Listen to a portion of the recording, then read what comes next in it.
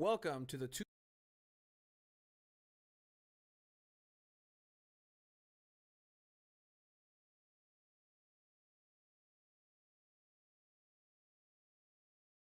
sandals and shorts, and surf, and scuba, and sand, and sailing, and soccer. San Diego, California.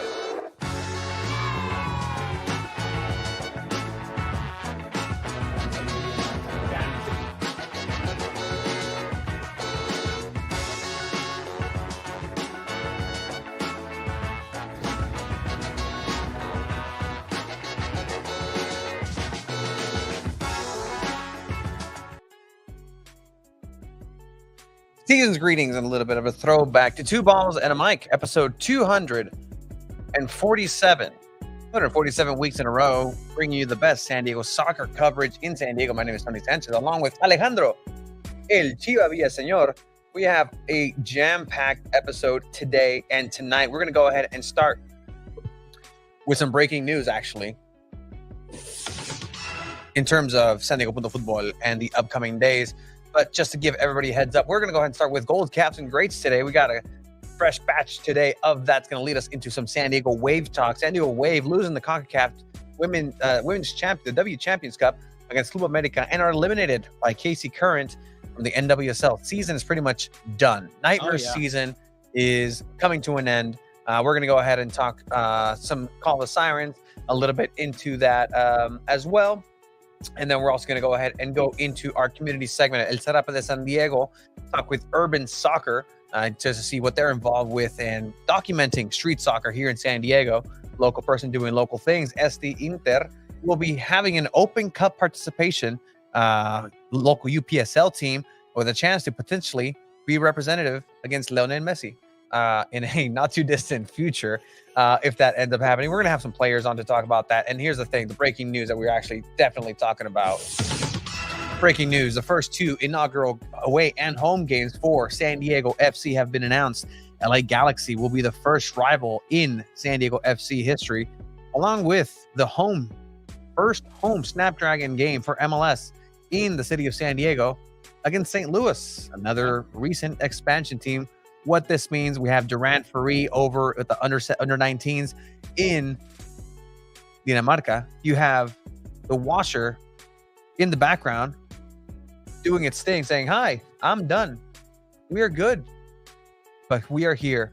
Season greetings to everybody who's joining us in the chat. We'll have the great and powerful Abraham Cepeda joining us as well. There is a lot. I'm glad people are here. I'm glad people are here tonight. Oh, sí, ya los puse todos. Thank you for going and stopping my family's washer. Of course. That was fantastic of you. A family show here. Thank you for saying that. It's a good day to be here. Good time. San Diego soccer arena will be utilized for Mexico versus U.S. game. I'll get into that later. Might have some involvement with that. But season's greetings to everybody. We have a tight schedule because we have a lot of people coming on, a lot of things to talk about. So, and before we get started, yes, Tony, we do have another announcement as well. This has been long in the works, and we've way to mute me while I'm talking. We've been promising people that this was going to get started. Our first ever order of pre-orders for shirts, San Diego Punto Football shirts, is now open on our website, San Diego Punto Football. You can definitely check it out and check out on our website, going to this little link of the Cantina where you can pre-order our San Diego Punto Football shirt. Big shout out to Travis Peterson or Punk Rock Paint. At Punk Rock Paint has helped us out with the artwork, tremendous, with everything. Big shout out to him as well. And big shout out to Drew as well, helping us out with all of this. Nice. So again, anything that has to do with shirt money goes directly into helping us kind of keep running the show, keep running the lights here in Tony's Garage. So all that goes towards that. And then also, if you purchase a shirt, we are doing a San Diego FC jersey giveaway. Correct. When they come out with one to all of our subscribers. They're all in the running for it on YouTube. But if you purchase a shirt, you get 10 extra entries. Absolutely. To that raffle. So again, we're trying our best to be able to be transparent with all of this. It's the first time we're really launching a shirt sale. So Tony and I are very new to this world, so we're excited for that. Hey, we got good people around us, around a lot of people helping us out through these 4 years where To be completely honest, it's been an adventure of a lifetime, but things are ramping up in your life and my life again. I was your age when we started this. You were 4 years younger, which made you how old were you when you started this? 24 years ago, almost 5. 24. Okay. About 21, 22. So you were 20. 22. I plucked you out of thin air and made you join this crazy venture So that we this is call what the San shirt Diego looks like for anyone. Hey, ¿qué onda, güey? Yeah. Hey, ¿qué onda? Oh, That's our hey. San Diego Punto Football. All right. It's just a way to be able to help us out. And I mean, if you can, cool. If you can't, that's completely okay as well. Absolutely. And just to help us out a little bit. And I know people have been asking for Patreon, asking for things throughout the years. Like, we'd love to do that. And I've always appreciated that. And I've been upfront about being appreciative about that. I just don't think we have the content that necessarily needs to be behind a paywall for now. I will say, though, that San Diego Punto Football has recently been in a joint venture, also in launching a brand new podcast series. Episode 2 came out this last Friday. So a lot of things happening with San Diego Punto Football, but you can go ahead and check out a Club Deportivo Movie Club. And that is the new podcast on San Diego Punto Football. You can find everything on San Diego Punto Football. It's essentially a movie club for soccer movies. And there you see the great, powerful Cesar H. Football, Drew, Chiva, and myself. With the second episode, we watched the movie. We could say I showed it, right? Rudo y Cursi, which is the first time I ever got to see that movie. First time you ever got to see that. So I've been saving it for sure for this. It was very fun. Thank you, Drew and Cesar for inviting us to be on your second episode. And if you haven't checked it out, definitely check it out. Watch the movie and then check out the episode, or do both at the same time if you'd like. So very fun movie to watch, and I'm very glad I got to experience it. Do me a favor and just drop that link to that shirt. Link to the website San Diego Football in the comments. But all right, without further ado, let's go ahead and actually switch it up a little bit, because we do have a lot to get to. We do have I don't believe I've seen it anywhere, but we have head coach Mikey Varas, not an exclusive, but just hear his thoughts on the announcement that LA Galaxy will be the first opponent for SDFC in the 2025 inaugural season coming up, along with St. Louis. So you're going to hear directly from head coach Mikey Varas here in a little bit. But for right now, we're going to go ahead and start talking some San Diego Wave, because actually, no, we got to go goals, gaffes, and grades real quick. Well, that's what I'm saying, because it's kind of cool. it's kind of related, because I think what's been happening at Snapdragon, and I mean, I hope no ill will in Juju form towards any San Diego team in general, but oh man, what's been going on this last season? San Diego Wave is not good. But this person actually escaped in a lot of ways, which brings us to the first part of that. Not that one. Trust the boy. Yeah. With that, goals, gaffes, and grace, we're actually going to bring in our very own, has his fan club actually in the chat. Hopefully they stayed to welcome, and if not, buy a shirt just to support Abe. Poor Abe. We welcome in the great and powerful editor-in-chief for San Diego Punto Football, Abraham Cepeda. Abe, hi. How are you? I'm doing all right. It's been an interesting weekend covering Wave. It's been an interesting weekend in soccer in San Diego. I think this is what we were like kind of preparing for this whole time. It's just like there's gonna be a reality where there's almost too many lemons. Like have you seen that meme where the guys just can't handle lemons in his hands? He's like, what am I gonna do with all these lemons? I'm talking. This is a 2011 meme, like original Know Your Meme. Anyway, this looks like we're back to back. Hey, there we go. All right, so Abe, we're gonna get into goals, gaffes, and greats. The first part being the goal of the week, and San Diego Wave fans should be familiar with one, Abby Dahlkemper, and her adventures through the NWSL, because she went back home and delivered a dagger at the end of the match. Center back. Goal number 1. To go ahead and take Bay FC and just any glimmer of hope that San Diego Wave had in potentially making playoffs would have been immediately thrown with a bucket of cold water with this goal from Abby Dahlkemper. Abraham, What does Tuned this in make on you G. feel, if any Jordan. sort of specific way? Any thoughts on this goal? I think You came up with this like, okay.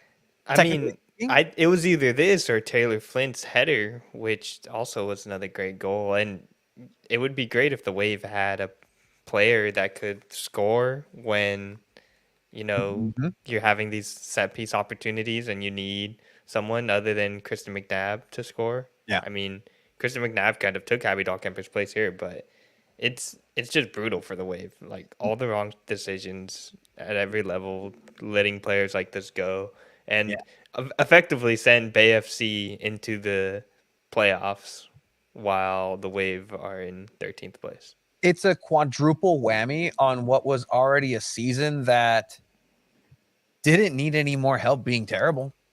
Like that's for sure.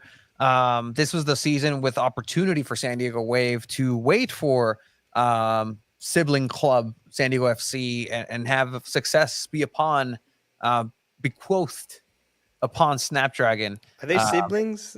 They seem like just like They neighbors that don't like really like each other. no, well, they're not neighbors because they live in the same place. Is it like stepbrothers? Yeah, that's probably closer. Step Yeah. family. Step family. They kind of had to get married. And it's like I was already here. You're coming to my house. I already Yeah. have to deal with my big brother SDSU over here. That's Papi SDSU. That's almighty SDSU. Like it's absolutely genderless in it. So it's just the almighty SDSU. And shout out. I think we've been a Snapdragon enough to earn a provisional degree at this point.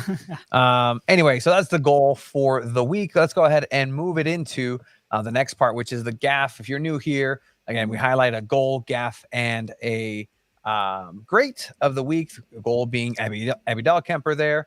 However, there is a gaff for this week, and I think I selected this one for a couple of reasons. However, this is the world that you're kind of getting into. Sorry, Tanya's got the jokes. We are in 13th place in honor of Alex. I love that. That is great. And you're gonna enjoy the following San Diego Wave coverage that we'll have. We will have Call the Sirens here up in a bit. Dave joining him, but the gaff of the week, FIFA. ¿Qué están haciendo? What are we doing here? Not really helping our case, but let's see. Infantino decided, in his infinite wisdom, to announce that Inter Miami will be invited to the Club World Cup for winning the Supporter Shield. Oh shit! People are not happy. And the comment is this is a gift to Messi because FIFA has a history of just being a very big Messi fan because Messi's arguably, if not the greatest player that ever lived. So it's understandable as to why they're doing this. You're bringing Messi back into like a worldwide competition. It's the first time that they're having the Club World Cup be 32 teams the way that there's going to roll out this summer or next summer, I mean. But so, I mean, it makes sense. It checks the boxes. I know, Tony, you're a very big fan of people checking boxes, and that's exactly what this is with Messi. No, 100%. What does this give you a feel for the MLS now having another representative in a illustrious Club World Cup here in the U.S.? Yeah, so technically they're the host country representative, but the Seattle Sounders also are in it for winning the CONCACAF tournament. I mean, to me, it seems like playoffs don't matter. All right, we don't care about playoffs. America, you need to stop caring about playoffs. We care about the Shield.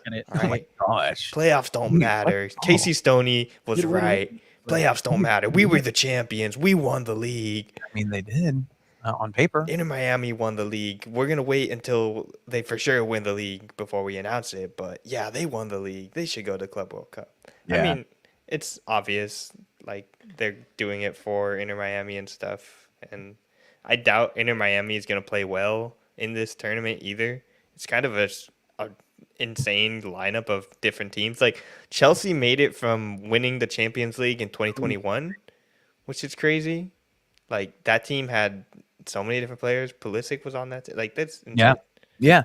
And again, this is kind of giving a taste of the the nefarious hand that's always kind of in the beautiful game. And you ever play Super Smash Brothers? Yep. You know that hand?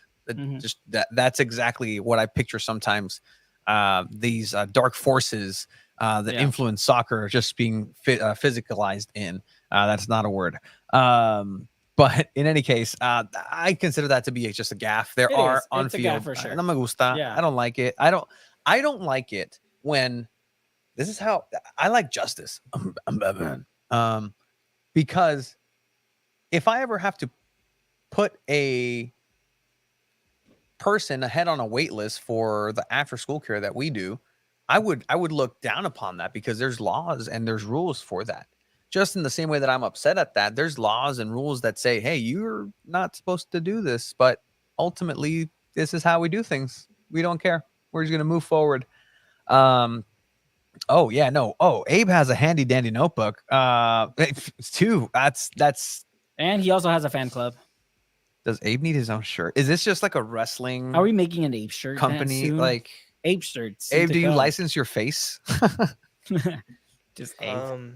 I have to give that license. You're putting me on the spot here. Too. No, we Send never on. talked about it. This is how we do things, right? All right. Um, Today's the first day I get to eat food. It'd be pretty funny if I just like a It's a day to big like celebrate. in front of the shirt.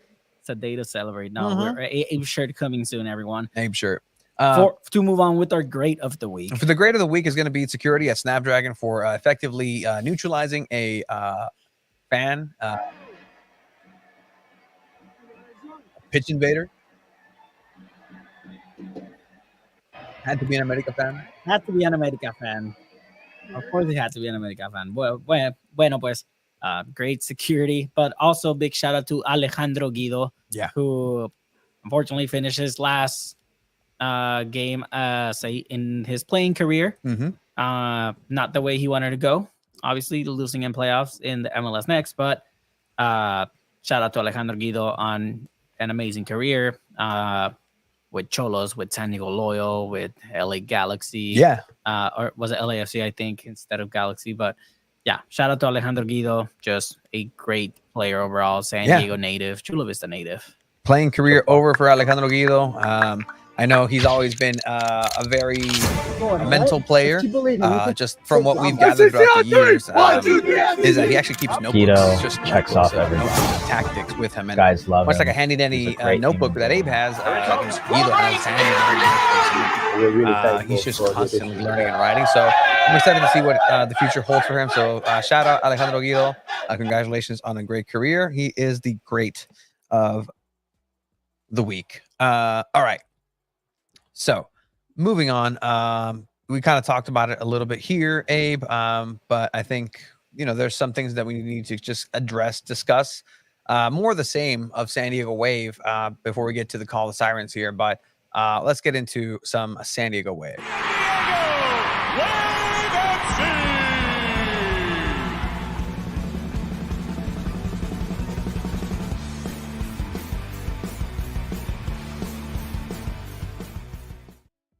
I was saying this is the first day that I'm actually eating food, solid food. I haven't really eaten food the whole day without having a meal replacement. For those of you that are keeping score at home, that's what it was. Not sick. In any case, energy is something that San Diego Wave has not been full of in terms of happiness and joy and the things that make people feel good. If you're a San Diego Wave supporter, but this is actually I'm going ahead of time, because as you saw, the espontáneo, the man running, which by the way, according to our great and powerful friend David Furker, it was not the first invader. It was the first wave pitch invader. It's the first time ever there was two people to get Alex, but that was post game. The last pitch invader was the first Man U game 2 years ago. Exclusive, David Furker, on that information. Shout out to you. But Abe, first we got to start with CONCACAF, the tournament that gave San Diego Wave some hope, a glimmer of hope that this season was not all lost. Landon Donovan coming in, being ready to take this team potentially into a playoff berth, a semifinal. In soccer, you know what? So they made a semifinal, right? Even though that's the first round of playoffs, but whatever. We're not. Who's counting? this was it. This was a chance in the weekday. San Diego Wave faced off against Club America in a CONCACAF tournament that it was favorable for San Diego Wave, except for outside circumstances that kind of put this game underneath on razor's edge. Abe. Yeah, I'm not sure what outside circumstances you're Sequoia. talking. It's the result of the other game. Oh, the Yeah, Houston game where they lost 2-0, and both Chiva and I said they're gonna lose this next game too because they looked very bad, and Tony completely disagreed with us for some reason. I did. Yeah, you did. I'm usually a very negative person, but I've been positive about Wave for some strange reason. Yeah, for some strange reason. This was a kind of like all in or nothing now to save the season in a way, right? Where you have to either tie or win versus America to finish top. It was so weird the way the table ended, because if San Diego Wave, there was either them winning the group or third place and not qualifying. There was no chance of going in second based off goal differential. So it was either tying or beating America, or if you lose, you're out. Hey. Yeah, and it's a huge opportunity, and I thought that like after the first like 20 minutes, like, hey, you never know, anything can happen. It's a 1-game playoff. They were playing it like it was like a championship final type of game. Like Kalen Sheridan getting that red card is the type of decision that a player makes when you know you're going to have like one last opportunity. You need to try and score here, or try and stop them from scoring. And America was just too good on all levels. Yeah, no, America was playing at a different pace from the get-go. But again, you just needed to hold off. You just needed to hold off, play well. In the beginning stages of the game, you see here Kalen Sheridan not necessarily having the best footing. And I think overall this season, I can confidently say that it has not been the best Kalen Sheridan season. There's been a lot of mistakes on her part on the ball with her leg, with her feet, but just some decision making sometimes this season. I think we can agree, or I'll agree with myself here, but I don't think we've seen the best Kalen Sheridan this season, much less the rest of the team. But I don't know what you guys think about that, but essentially another decision by Kalen. What was she supposed to do? I get it. I get it. So that's the struggle with the style that Landon wanted to implement. Yeah, 100%. Right, where it's kind of like we called it with San Diego Loyal. You either live by Nate ball or Miller ball, and you die by Miller ball, and which is essentially the same style. Loyal ball, yeah. Loyal ball, yeah. So with the goalkeeper essentially being a third center back, the lines are going to be high up, and America ends up sending a long ball, and Sheridan is a little late to come out and ends up fouling. And obviously, that's an immediate red card. Yep. The last player, there was no doubt about it. This was either you do it and you're a hero, or you let them score and then you try to catch up. I mean, I get it. I get the decision to do it, but at the same time, you have to kind of manage the clock in your mind too. You're going to leave your team for the rest of the game with one less player, and it's only one goal. And I know the situation where it's like, well, you're asking one goal from a team that has struggles in 20 scoring. goals. I mean, just overall in the season, and NWSL, but like in general, like it's this hard decision that Sheridan made, period. From then on, it's like, okay, well, this game is over, right? Like this game is over. No ifs, ands, or buts. She does, if for whatever reason San Diego Wave moves on, Sheridan's a hero. And here's the thing, right? But we were all talking about it. By halftime, it was still 0-0. And we all mentioned, you know what? Even when we predicted this game, we thought literally at halftime it would be at least 1 or 2-0 America. Like they would have a lead already. To say Wave held on to that, not getting scored on with 10 players the rest of the first half, and then most of the second half as well. It almost seems like, oh man, like that's impressive alone against Club America. You almost had chances. You almost scored. Maria Sanchez over here with an opportunity. Pearl Maroney, who, I mean, later on she becomes a focal point of the game too. But Abe, there was a chance, and they were playing well. They were playing well with one less person. Yeah, and Maroney, I think, especially looked really good in this match. She was just fast and providing problems all around. And then if we want to talk about that last foul, not a foul play at the top of the box. Like, in the moment, I was telling you guys I didn't think it was a foul, but you guys saw the replay. You guys thought it was a foul. I still think it was embellished a little bit there at the end, which is why the referee didn't call it. But it's just such a hard time, especially without VAR. Yeah, no, I mean it was a tough call for sure, and it was very close on the replay. You could kind of see there was some contact, but at the end of the day, Tony, hey, was it a weird bounce for that goal for America? We kind of played through it already, but it was a play, it was a header. It bounced right before for Hillary Beale.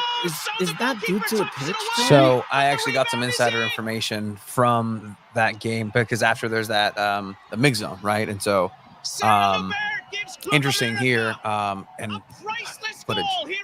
We do have Naomi Girma after we spoke to her and said, hey, like, what's the message from Landon? At that moment, Landon had not spoken to the team, so which is an interesting note.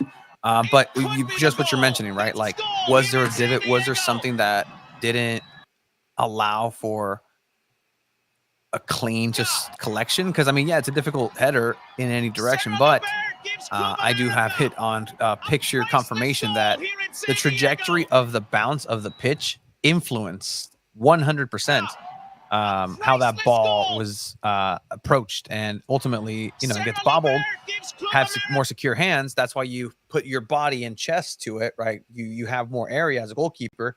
If you're just putting your hands here, the margin of error is just so much greater. So you put your body into it. So if it goes through your hands, at least you still have it here. That didn't happen. She wasn't able to react, but for sure that was the pitch. Like that was the pitch. But you shouldn't even be putting Hillary Beale in this position. They should have scored. They had so many chances to score, and you're playing at home. And we saw before the game they weren't even practicing at the goals because of how messed up the pitch was. They set up goals on the side of the pitch to warm up because of how bad they were, just pitch-wise. Which is very difficult for all these players to deal with. It's a reality of things. And right now, again, you're just trying to think long-term. I see people already kind of getting into the SDFC talk. We're going to get into SDFC, hear from head coach Mike Guevara's on the announcement of the first two inaugural home games and home and away games. But there's not another team playing here. So just get used to the more, grass talk at the end of the day. It's like that's the reality that having two professional soccer teams be housed in the same place where a rugby team plays, a football team plays, one of which has priority over everybody. So it doesn't matter what anybody else thinks at the end of the day, unless you can airlift one of those beautiful fields over game by game, and it's not going to happen. I think you had a cool stat. We'll get to it about the turnover of this field when it comes to in relation to the home game for SDFC against St. Louis, right? So we'll get to that a little bit later. So, yeah, I mean, there's not a lot you can do in a situation from bad to worse. After the match, Landon Donovan was seen and pictured and viewed from a press box, immediately walking towards the center field. I followed him just visually with my binoculars, and he just he looked not well. Like he just looked sad. And for whatever reason that may have been, he was there for a long time. I did notice that there wasn't a lot of discussion or dialogue with any of the actual players. A couple of assistants came up, giving a little pat in the back, and he just kind of sat, squatted, and was pensive. From then he would be led into the press area, and it's a little bit different because you hear from the America coach first, right? We heard from the America coach first. Just obviously the importance in tournaments like this where you get to play high level teams. And then when Landon comes in, obviously the whole vibe of it just kind of changes. That you can sense the sadness. He did confirm he had not spoken to any of the players, and then later on we got confirmation from Naomi Girma that he didn't address the players at all that night. So I mean, a lot of the question was also asked, like, hey, does this worry you where this was the game to continue on a job? So he did say he wasn't worried about that. He said what he was upset about was just not winning this game. So I don't know what you guys took away from the press conference, but before this game, we were kind of pretty sure that he would stay on as the head coach next season. And then after this, it's kind of like, oh, I don't know if that's a right assumption or prediction to make now. Yeah, that kind of reaction is not something I think I've seen from a coach as far as just home coaches. Like, even when they got knocked out of the playoffs and stuff like that, coaches tend to just like push it all down and then let that reaction happen later. At least that's from what I've seen. Even when the Loyal died, I think people kind of held themselves together. But it was just tough to see. And it's tough to be in Landon Donovan's position, honestly. Just coming over, completely changing the style of the team away from kind of one of its strengths to one of its weaknesses on the offense, and it kind of hasn't worked. Like, at times it's looked really good. There was that one game against Washington where they got a draw where you're like, whoa, are they gonna win? Are they gonna make a run? Are they gonna make the playoffs? And then you just see kind of the exact opposite. And you see, I that's where I'm like, I don't feel bad. Obviously, I feel for him. I mean, you know how passionate he is about this, but he knows what he got himself into. He knew San Diego Wave was kind of a sinking ship at the moment, and he threw his hat in there to try to fix as much as he could. And he did say it takes time to make a change. So I think Landon really just obviously knew the expectation was try to make playoffs, try to win this tournament. And if not, okay, it's cool. Like the season was pretty much over way back then. So overall, I think Landon is still probably the best option for this team moving forward next season. So I know, Tony, I don't you know had something anymore. to say. You don't know. I do think it's the best option. I don't know. I mean, it's the easy option. It's the easy option for sure. It's not easy. No, it's not as easy as you may think. No. It's easy. That Let me tell you style why. of play is hard to implement in the WSL. I don't. That's not what I'm talking about, though. Like, you have somebody who is clearly more offensively minded. They tried to jumpstart in a complicated system, but ultimately it failed. Right now, right? It's a long-term project, but you can't also not look at the defensive side where, because they were more offensive, they didn't know how to manage the defense at all. And that's not something for Landon to really care about, because he doesn't know how to coach that side of the ball. He really doesn't. How is it that Naomi Groma was still playing, Kaylin Sheridan was still playing? Like, the defensive front suffered too much in that. And I don't know if it's the best, because, again, you're doing a worldwide search. Let me just back everybody up to that, right? Like, this is a worldwide search for a new head coach. It'd be interesting to see what the reasoning would be to keep Landon. First of all, does he deserve to kind of stick around? Okay, sure, I'll give him that benefit of the doubt. But I in my ignorance don't know more than just say, hey, let's get ¿cómo se llama? Oh my gosh. She was the interim before Emma Hayes. Twyla Kilgore. Like, literally, like that. That's if we're talking about names, like, okay, sure. Talking about somebody who's very positive in and is received well on a lot of ends. Twyla Kilgore, like, has managed Jaden Shaw, has given a chance. That was Jaden Shaw's best tournament. It was her best tournament. But again, what I'm trying to say is that outside of maybe the name Twyla and knowing her and in her work in a short term, and then Landon, like, I don't know who else is out there. So I'll just leave that speculation to myself. Whatever happens is not the decision of Ron Burkle anymore. He's no longer going to be involved in that, because San Diego Wave has new ownership coming in under new management. Bring the banner down. And before we even dive in a little bit more on that, San Diego Wave pretty much finished off their season on the road against Kansas City, where they lost 4-1, and it was not pretty at all. And this completely eliminates them from playoff contention. Abe, you were part of the press conference after. Just what were the words that you heard from Landon? I know we have video of it. If you want me, I can let it roll. It's up to you. Like, but I mean, I'm looking at the silent footage, man. Look, it's rough. It was rough. It was a good game if you're a Kansas City fan. Like that team, that offense, they might be my playoff pick to win the whole thing because Temwa Chawinga is a beast. That was so cool. But if you're watching on the Wave perspective, just completely destroyed, completely outclassed, look like you don't belong. This is the kind of game that the Wave should have had against like Vancouver. Like you need to score more goals, kind of like this. This is what Donovan and a lot of these coaches wish they were, but yeah, it was tough. If you want to play it, you can play it. Tanya in the chat, Gustafsson. Former Australia Yes. head coach has Yes. ties to Emily Van Egmond, Caitlin Torpy. Correct. And I think I can let this one. That was a conversation. And I'm not sure if that's a direction where it was going. But my sources had let me know that was a direction that San Diego Wave had looked at. The timetable between Paul Buckle, Landon Donovan, and the potential success of Landon Donovan kind of just put that on ice. But that was a name being thrown out there at some point. It'd be interesting to see if new ownership again moves in that direction, has a plan with that. So Landon is, I mean, and let me just say too, I empathize with Landon, but much like you're saying, Chiva, he knew what he was getting himself into. Yeah. I empathize more with the players. The players are the ones that have been there. The players are the ones that have been there throughout.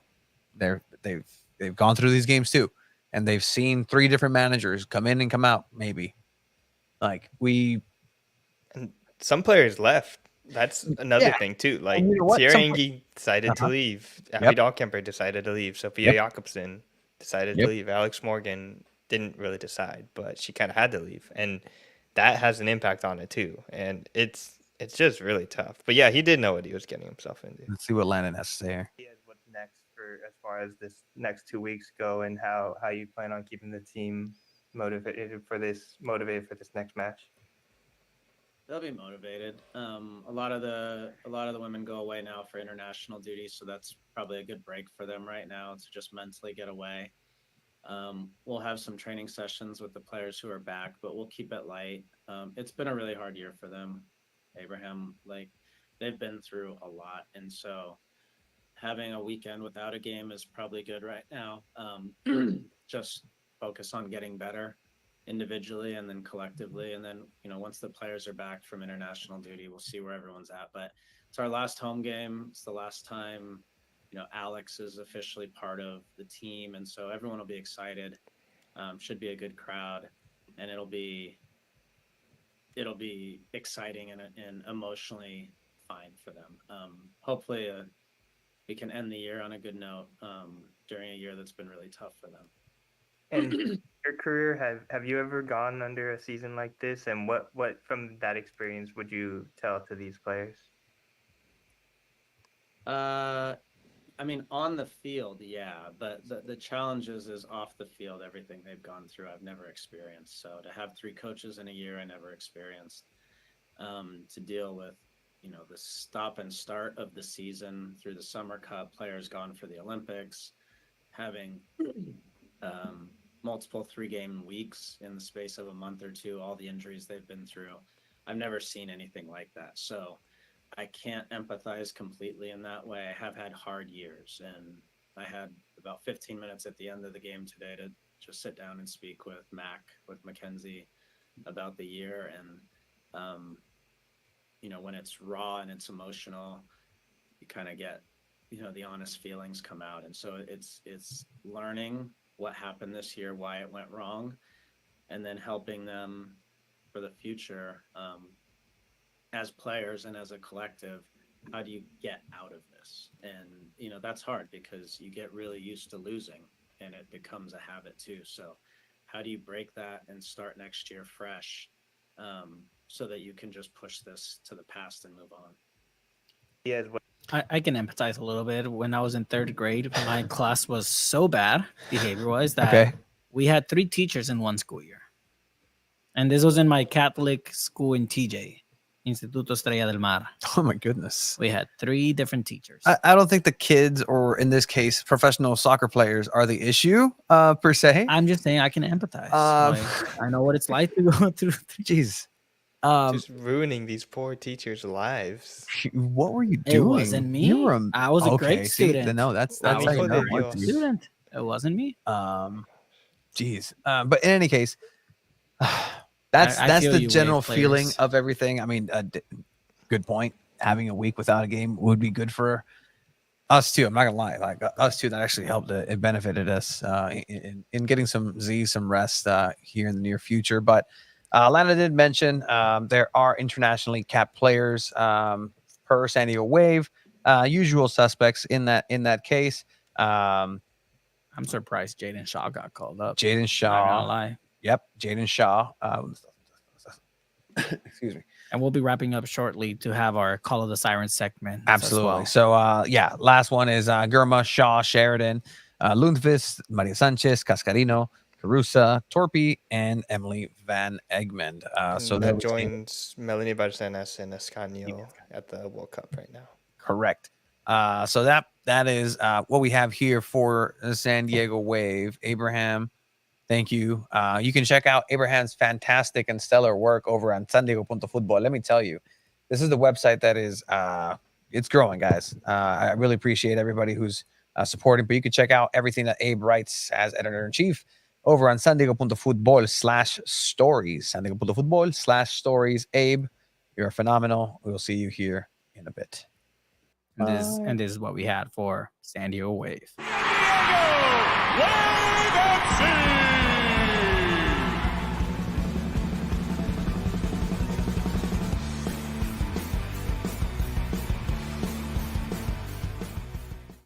An interesting wrinkle that we've added this season for San Diego Wave is having a segment to call the Sirens, where we have a member of the Sirens over at the Cove join us and kind of give their perspective, put out into the universe anything that they want to promote. But today is no different. You got it ready? Yep. Yeah, you already got it ready. So this is going to be this edition of Call of the Sirens.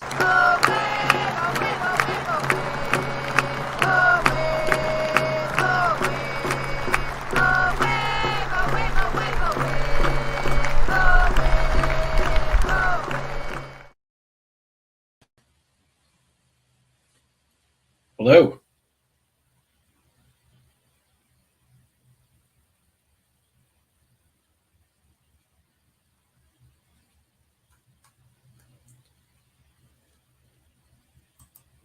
It's frozen. Hey.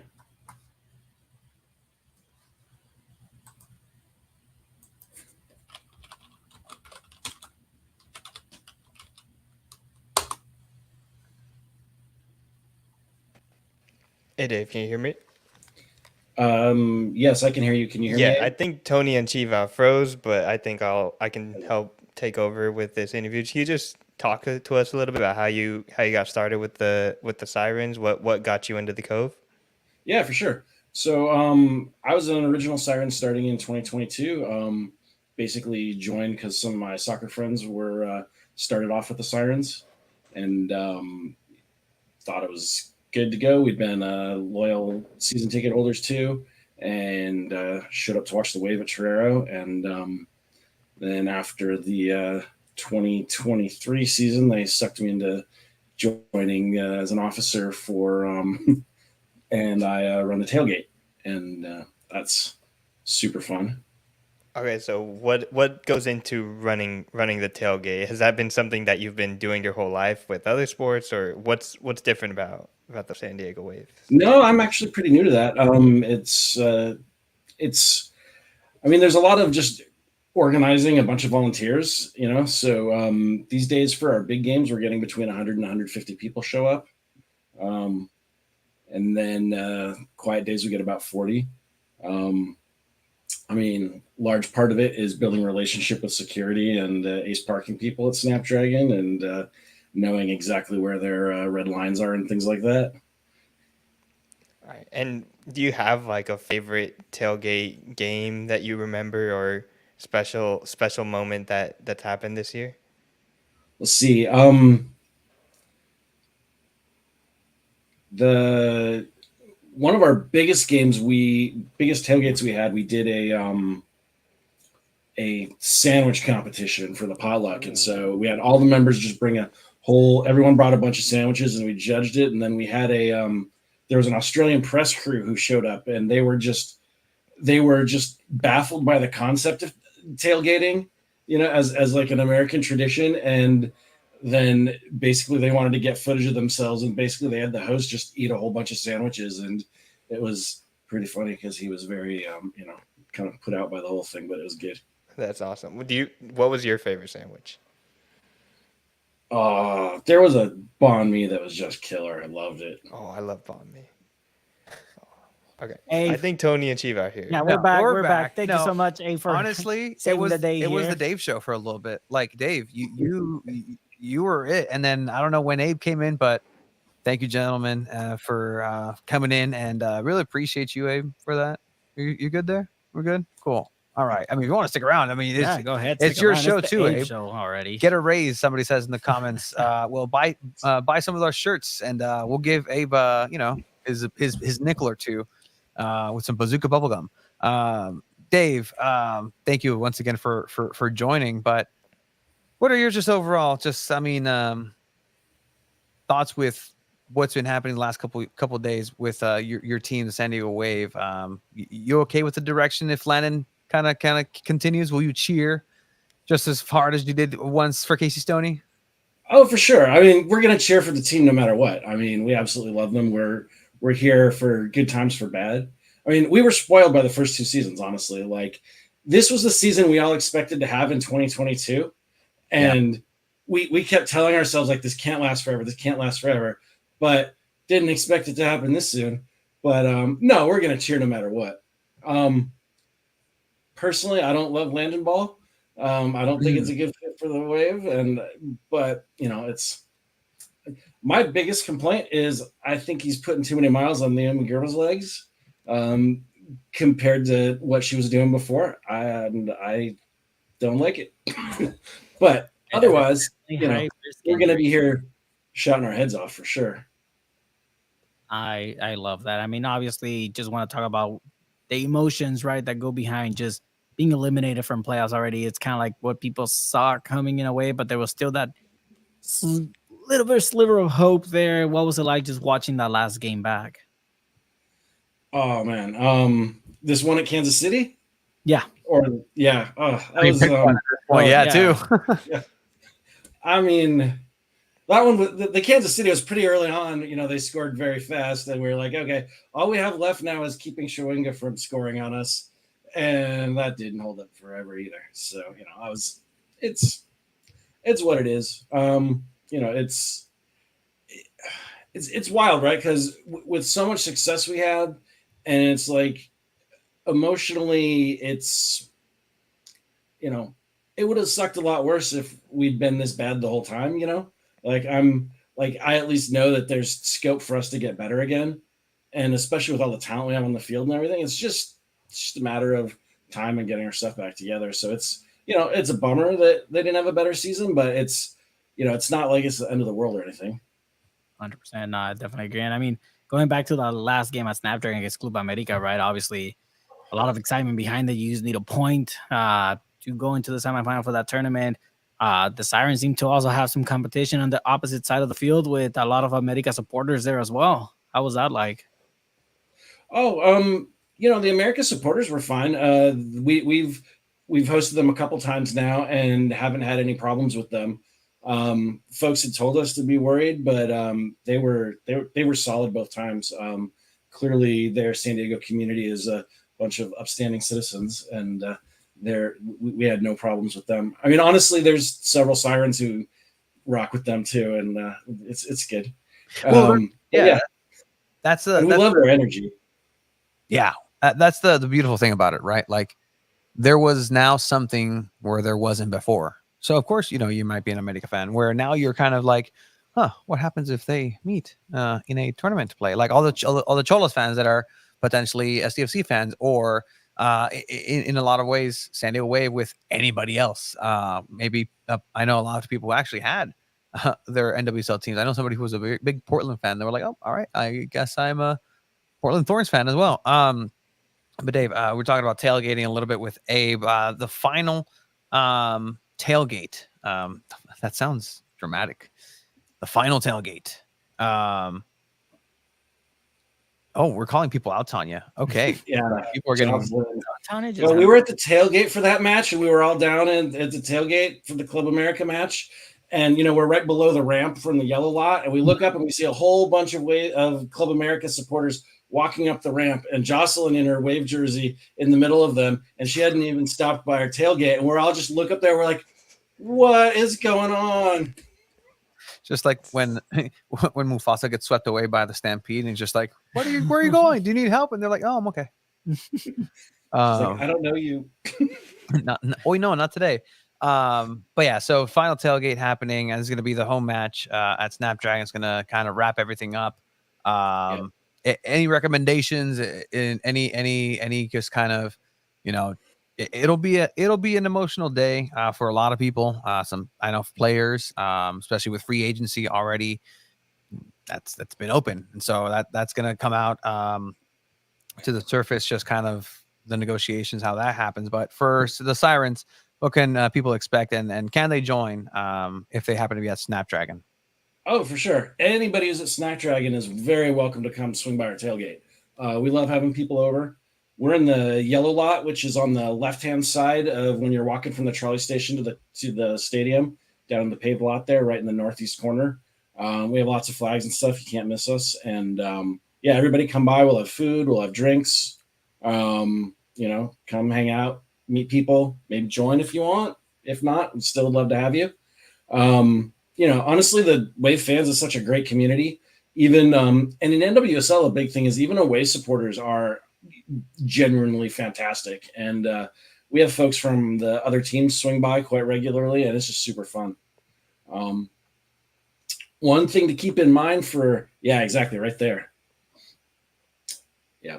Perfect. One thing to keep in mind for this match, though, is it's fan appreciation, and they're giving away the baseball jerseys. So there's 15K jerseys going out, and kickoff's at 2:30. That means the stadium's going to open around 1:00. Yeah. And we're expecting probably like maybe 20K plus people. They're opening the upper bowl for this match. So best guess is like if you're walking into the stadium before 1:30, you're going to get a jersey, a baseball jersey if you care about it. But I wouldn't sleep on it.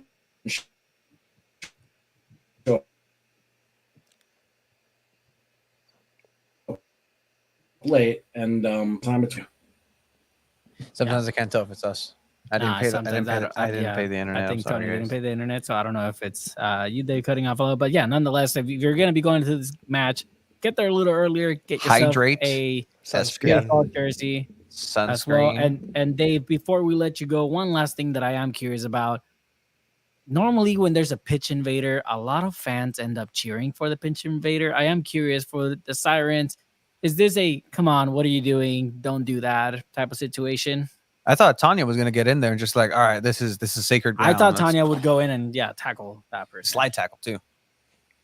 I mean, during the match is just ridiculous, right? I mean, it was when we had momentum and it was a stop ball, and that was clearly a calculated pitch invasion to affect gameplay, and that was kind of bullshit. America fans, am I right? Oh man. All upstanding citizens. Quote Dave on that one. That was the most exciting part of the game for Tanya. She was sick that day. Apologies. I mean, there was a lot of people that were sickened by what they saw as well. This whole season has been a learning experience, hopefully, and I think it's time for healing, Dave. I think it's time for healing. It's gonna be a long off season. Off season will be fine here. Speaking of the off season, that's the name of the new reality TV show where Maria Sanchez is featured. Yeah. Did you guys see the outtake where they were in the elevator talking about peeing their pants while they play? Yes, I saw that too. Abe, please. Here, I think it happens to a lot of professional players. The way they talk about just a little tinkle, like maybe that tiny little tinkle that comes out. I will be honest, that has happened to me before in a sport where I'm running maybe a little too hard, take an impact a little too much. That tiny little tinkle, it happens sometimes. Does that happen to you, Dave? Or Nah. Well, I don't know. You can't have The more of the assertion that every single slide tackle she just completely lets go was kind of the impression I got. That was kind of like pretty wild. have you ever peed yourself playing, Tony? no, Oh, I no. mean, I have never. I Abe, HR is going to don't give think an I email about tossed. this Yeah, just no, to let you know. Yeah, just to give you a heads up. Not okay in the workplace. Abe. That's why you I don't know, eat more sodium, keep it in. Like I don't know, like that's. I mean, All you right. drink water during the game, and sometimes like things happen. You're throwing yourself around. Like it's tough. There's different. not usually like a bathroom right next to the field too, especially going up. As a goalkeeper though, like you just kind of you're locked in for the whole game because you have gloves on. Like you don't. I try not to take them off until the aftermatch. This took a turn. Yeah, it did. Dave, The off season with Yeah. Maria Sanchez. There was, and that's the thing. The Sirens keep supporting. Like that's the one thing that I will 100%. give the supporter group in the Cove is that they are representing, and San Diego Wave themselves may not have taken the opportunity to make the most out of this season as their sole tenants of Snapdragon, but the Sirens I think for sure did. So I just want to give a congratulations to the Sirens, Bubble Machines, more please. Like I'm shocked security just allows that level of technology to not be welcomed with pepper spray and force. In any case, Dave, anything else before I let you go? Yeah, I just want to repeat. Other folks have said it before, but as SDFC gets going next year, if any of the supporters groups there are interested in just talking to any of us in leadership about our experiences working with Snapdragon and the facility and the staff there, we're 100% happy to talk to you guys and let you know what we've experienced there. So any of y'all are welcome to talk to me if you want to learn about which parking guys are cool. That's actually awesome. see, it's little tips and tricks like that is going to make the experience as enjoyable as can possibly be. It's not going to be Torero. You're not going to be able to get away with the same things you did at Torero Stadium, like for sure. But you can still have fun within the lines, like push the boundaries and have fun with it. Dave, thank you once again. The Sirens have been doing a phenomenal job. We hope to see everybody very soon. We'll be out there for the final game. Get your baseball jersey, get your SPF on, get your hydration on. Dave, thank you once again for joining us. We appreciate you. Awesome. Thank you for having us. And I love that animation you got for this segment. Yeah, you got it. Appreciate it. That Thank has you. been the Call of Sirens. You got it.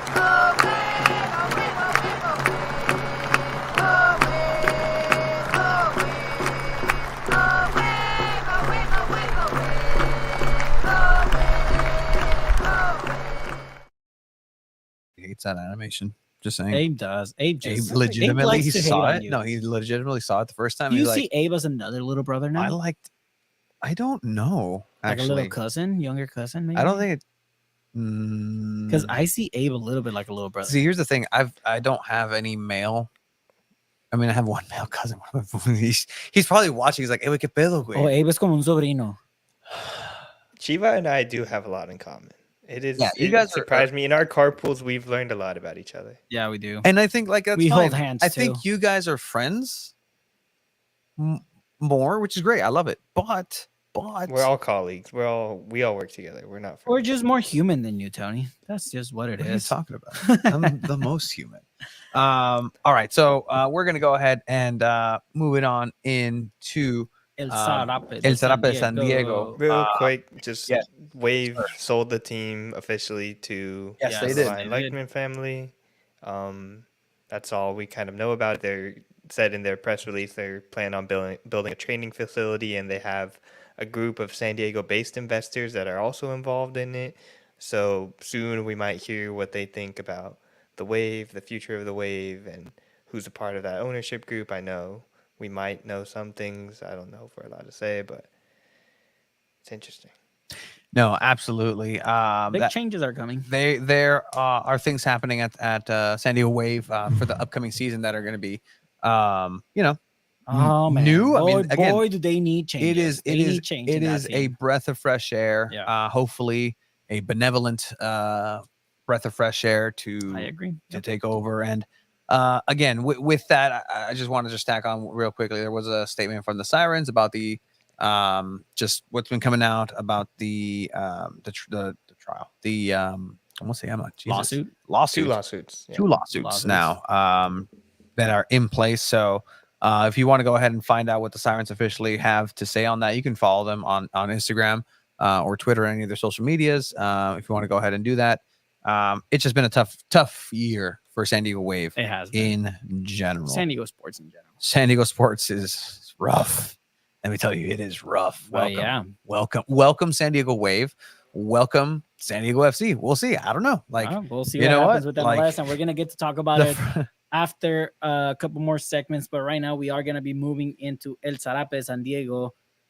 We have Eric Lyons joining us, as we have Urban Football joining us. Abe, thank you so much, and we're moving into El Zarape de San Diego.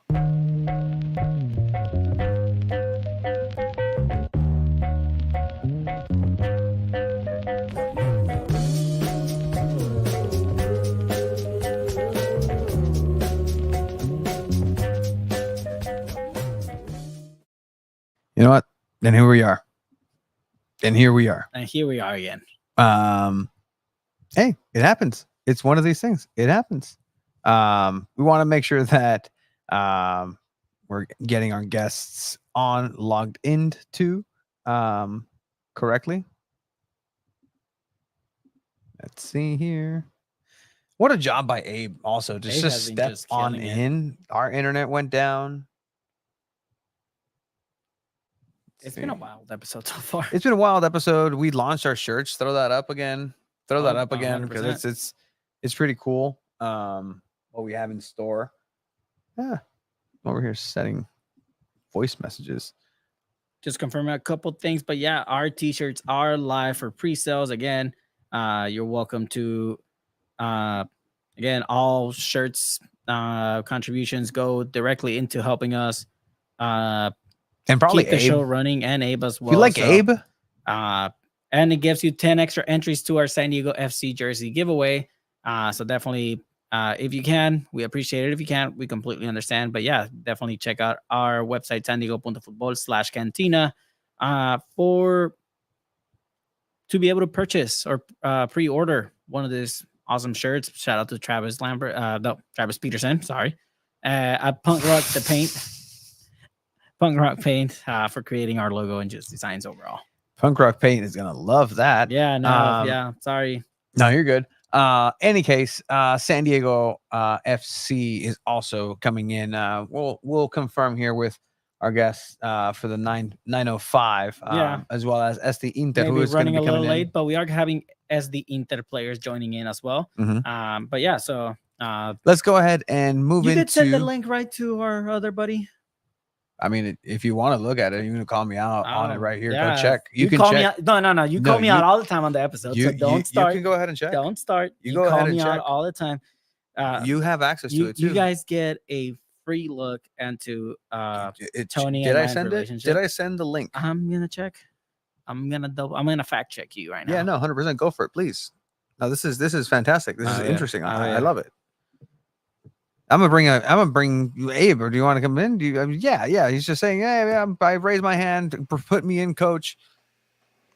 Okay. So if the Liga MX Supporter Shield winner got into the Club World Cup, do you guys know who that would be as of right now?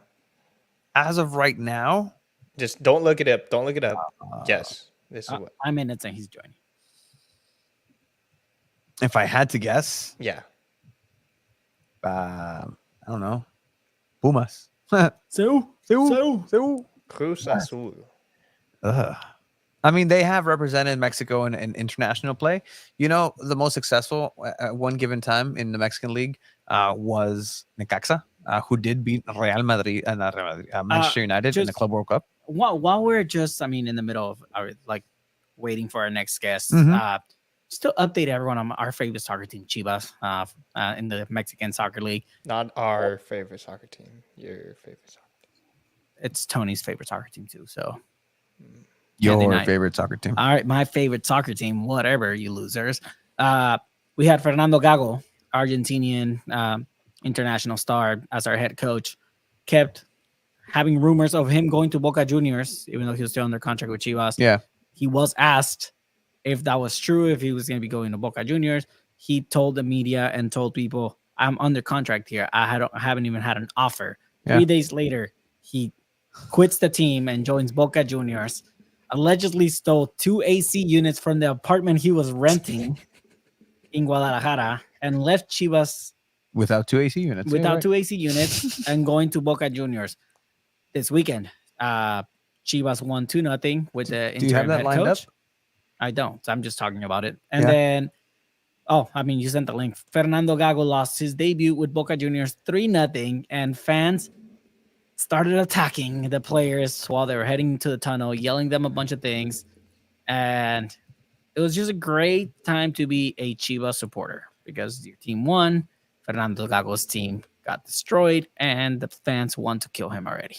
I mean, this is in a way adjacent to the world that San Diego FC is entering, because you're going to enter into contract negotiations, not maybe with head coaches that do these types of things, but with clubs that allow this types of behavior. Like, this is just South American football. This is just Mexico. Like, I'm not shocked that happened. I don't know if you guys remember. So speaking of Cruz Azul, a couple years ago, Rubén Omar Romano, a coach for Morelia, a coach for Cruz Azul, while he was a coach, I do believe, or just around the time, was kidnapped for a very long time. Like, that was a huge story where he was kidnapped, and you just never know. But that's the reality, in a way that you're going to be playing against some of these teams in CONCACAF Champions play, Chivas as SDFC. So just incredible outlooks for what's to come after 2025. It's crazy how that's really coming up. We will be getting into some exclusive audio and sound from Mikey Varas in terms of what he believes, what he thinks about the announcement that LA Galaxy will be the first opponent for STFC, as well as the first home game in MLS history here locally for San Diego, for a San Diego team. St. Louis being the opponent on March 1st, 2025. So get your tickets, I guess, for March 1st, 2025, as that's going to be the first match here for SDFC. And so I'm just trying to call an audible here, Abe. I mean, if we want to, there's something about that I have a little detail on. So March 1st, first game, right? Yeah. Motocross. There's Monster Jam on like January 11th or something. Then there's motocross on January 18th, and it'll be 6 weeks from that day to that first game for San Diego FC. Like exactly 6 weeks. So they're gonna have 6 weeks to grow a pitch, or put the pitch down, or get rid of the dirt first of all, get rid of all the motorcycle stuff, put a new pitch on, let it sit there, grow, and then be good enough in time for March 1st. Do you guys think that's enough time? Do you think it's going to rain? This is why I love having that access to a certain somebody who was on the show in order to answer that. As you're mentioning, right? Like, we're talking about back-to-back events that obviously are going to have not the grass, as you see there. Look at that, pristine. You got Grave Digger the week before. I'm not sure if 365 days after this that a field would be ready to go for professional soccer to everybody's liking. That wouldn't take a beating, but that's essentially what's going to be happening here, and that is usual. Like, Petco Park does turn the links at the park, like, it turned into a driving range for some time there. 131 days until the home opener for San Diego FC, and until I haven't heard otherwise. We're actually gonna we have a kind of like a lead on some drama that's happening between, I don't want to say drama, situations that are occurring within the relationships between or the ratification of an official supporter group for STFC, because I don't know if you know this, Abe, 2 to this day, currently to this moment, unless immediately told otherwise, this is actually per president of the union for SDFC, the supporter union of the Independent Supporter Independent Supporter Group, that they are not officially ratified as the supporter group for SDFC. And so with that, obviously it's still a lot of layers that need to peel themselves. But right now, that's just the reality of things. That's not where, as of now, today, unless that thing rings, I'll keep an eye. Let me know from either side. But that's kind of the state of things. We can get into it a little bit later. It's Yes, sir. interesting too, because I was reading that Inter Miami's supporters group isn't technically ratified and like announced by the Independent Supporters Council either. So when Inter Miami won the Supporters Shield, technically they didn't win the Supporters Shield; they just won the MLS Shield. So this is something that could happen. Like, supporters are technically, when you win the Supporters Shield, they get to also lift it up and be part of that, like be on the field when they get rewarded that. So not saying San Diego FC is going to win the Supporters Shield, but if that opportunity would come, the supporters would kind of just have to stay in the stands. Or if the wooden spoon too, isn't that a thing that they share? They send the wooden spoon to the other supporters groups. Yeah.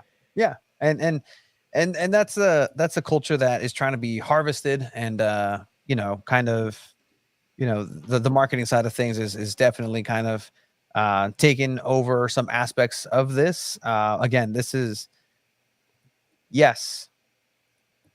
This is also a video podcast, so you can check that out over on our YouTube channel, San Diego Football. But Abe, we're going to get to San Diego FC a little bit later. Some sound from head coach Mikey Varas on the first game that will happen as representative of San Diego in the MLS. But with that, we'll put you away, Abe. Here, take a break. I appreciate you. We're going to put ourselves away. But again, we're going to ramp it up back into our Sarape de San Diego, our community segment, where we talk to people in San Diego who make San Diego football what it is. And this is actually a new venture that I've been coming across, and I think it's going to be interesting to see different people coming out and doing their creative take on something that's been here, and something that any professional team is kind of finding out, that soccer's been here and it's the lifeblood of whatever it is anybody's trying to build. So with that, in the Sarape de San Diego, in the community, we're going to welcome in from Urban Football is going to be Darius. Darius, how are you doing, my friend? Good. Thanks for having me, you guys. Happy to be here. Absolutely. And let me just tell you, right, like the project Urban Football, which you can find over on Instagram, that's Urban Football SD. So that's Urban Football SD on Instagram. So this is your page, and you've been, I've seen you at some of the events with Chicano futsal, with some Bridge Barcata action. Yeah. You've been getting out there, man. So what is the Urban Football SD all about?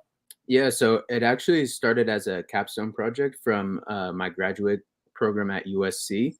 And originally it was actually supposed to be an app so people could find these free communities easier, but I changed it to a newsletter instead, just so I could do more storytelling on the free community here in San Diego. So I want to really show people like who is coming out to these communities, what these people are like, what they do outside of soccer, and then why these communities are so strong, and why free soccer and free access to sports builds these strong communities.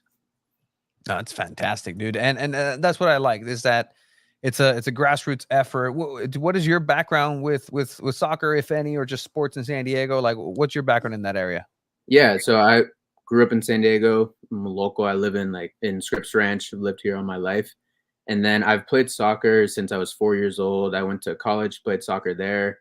And that's why I know what soccer can do for people, because my best friends are people that I've played soccer with in my whole life. So that's exactly what I'm trying to depict with Urban Football and everything that I'm doing with this page. I love that. And just a quick blurb here on your page for Urban Football Ballers. is a way to highlight players in the community to begin with. You're looking for at least 5 players who play in free groups in San Diego. So you're going to follow these stories, and I see you've already highlighted some individuals. So this is kind of like a long-term project as well.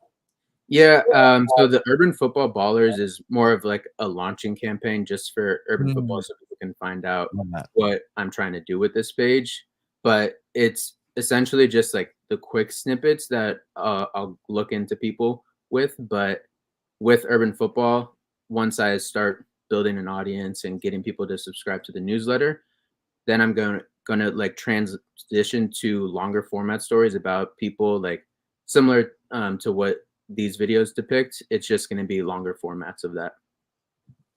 Yeah, no, and this is something that, you know, people like seeing. We were actually talking with some of our friends over at East Lake Soccer, and just like the simplicity of people just liking their story being told, or maybe seeing a highlight of themselves and just having that recorded and shared. Like, you know, that's a new thing in this day and age. But I'm glad somebody's out there just capturing it, and somebody who's local, like you said. 100%. It's important to highlight the community, right? And I mean, I believe others appreciate you just as much for doing this. And I mean, it's the work that we all do for the community that matters at the end of the day. So Darius, thank you so much for covering local soccer, man. Yeah, I appreciate you guys. No, 100%. And any way we can help, or just people can help in general, just to get the word out. But what are ways that people can get involved with this? I'm always looking for people to just help with finding stories. So if that's like DMing me on Urban Football, or emailing me through my website, urbanfootballsd.com, just so I can like find the stories and get your story told, or other ways too are just like helping me to keep up with the free groups that are popping up all around San Diego County, because I know there are a lot.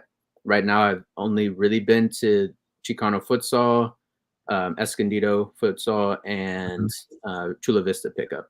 But I know there's so many more. So I'm just trying to get all of that into the newsletter and into like the storytelling features that I'm doing. Love that, Darius. I really appreciate you going out there and getting involved and being part of it, man. Like, you know, you can go and take the video, take the footage, and you know, just run with it. But again, you're a local guy, and you're just kind of looking to do what we all do, and it's just have fun with it. And it looks like you're doing a good job with that. That's Urban Football SD. Darius, thank you for joining, and I'd love to hear more, and just kind of just grows. Just you're welcome to come on. Awesome, man. I appreciate you guys. Yeah, absolutely. Thank you, man. All right. Have a good one, man. Darius. Thank you. Boom, boom, boom. All right. That's sick, man. This is what I like about San Diego Football. This is the things that we can hopefully put together, and this is what 100%, yeah.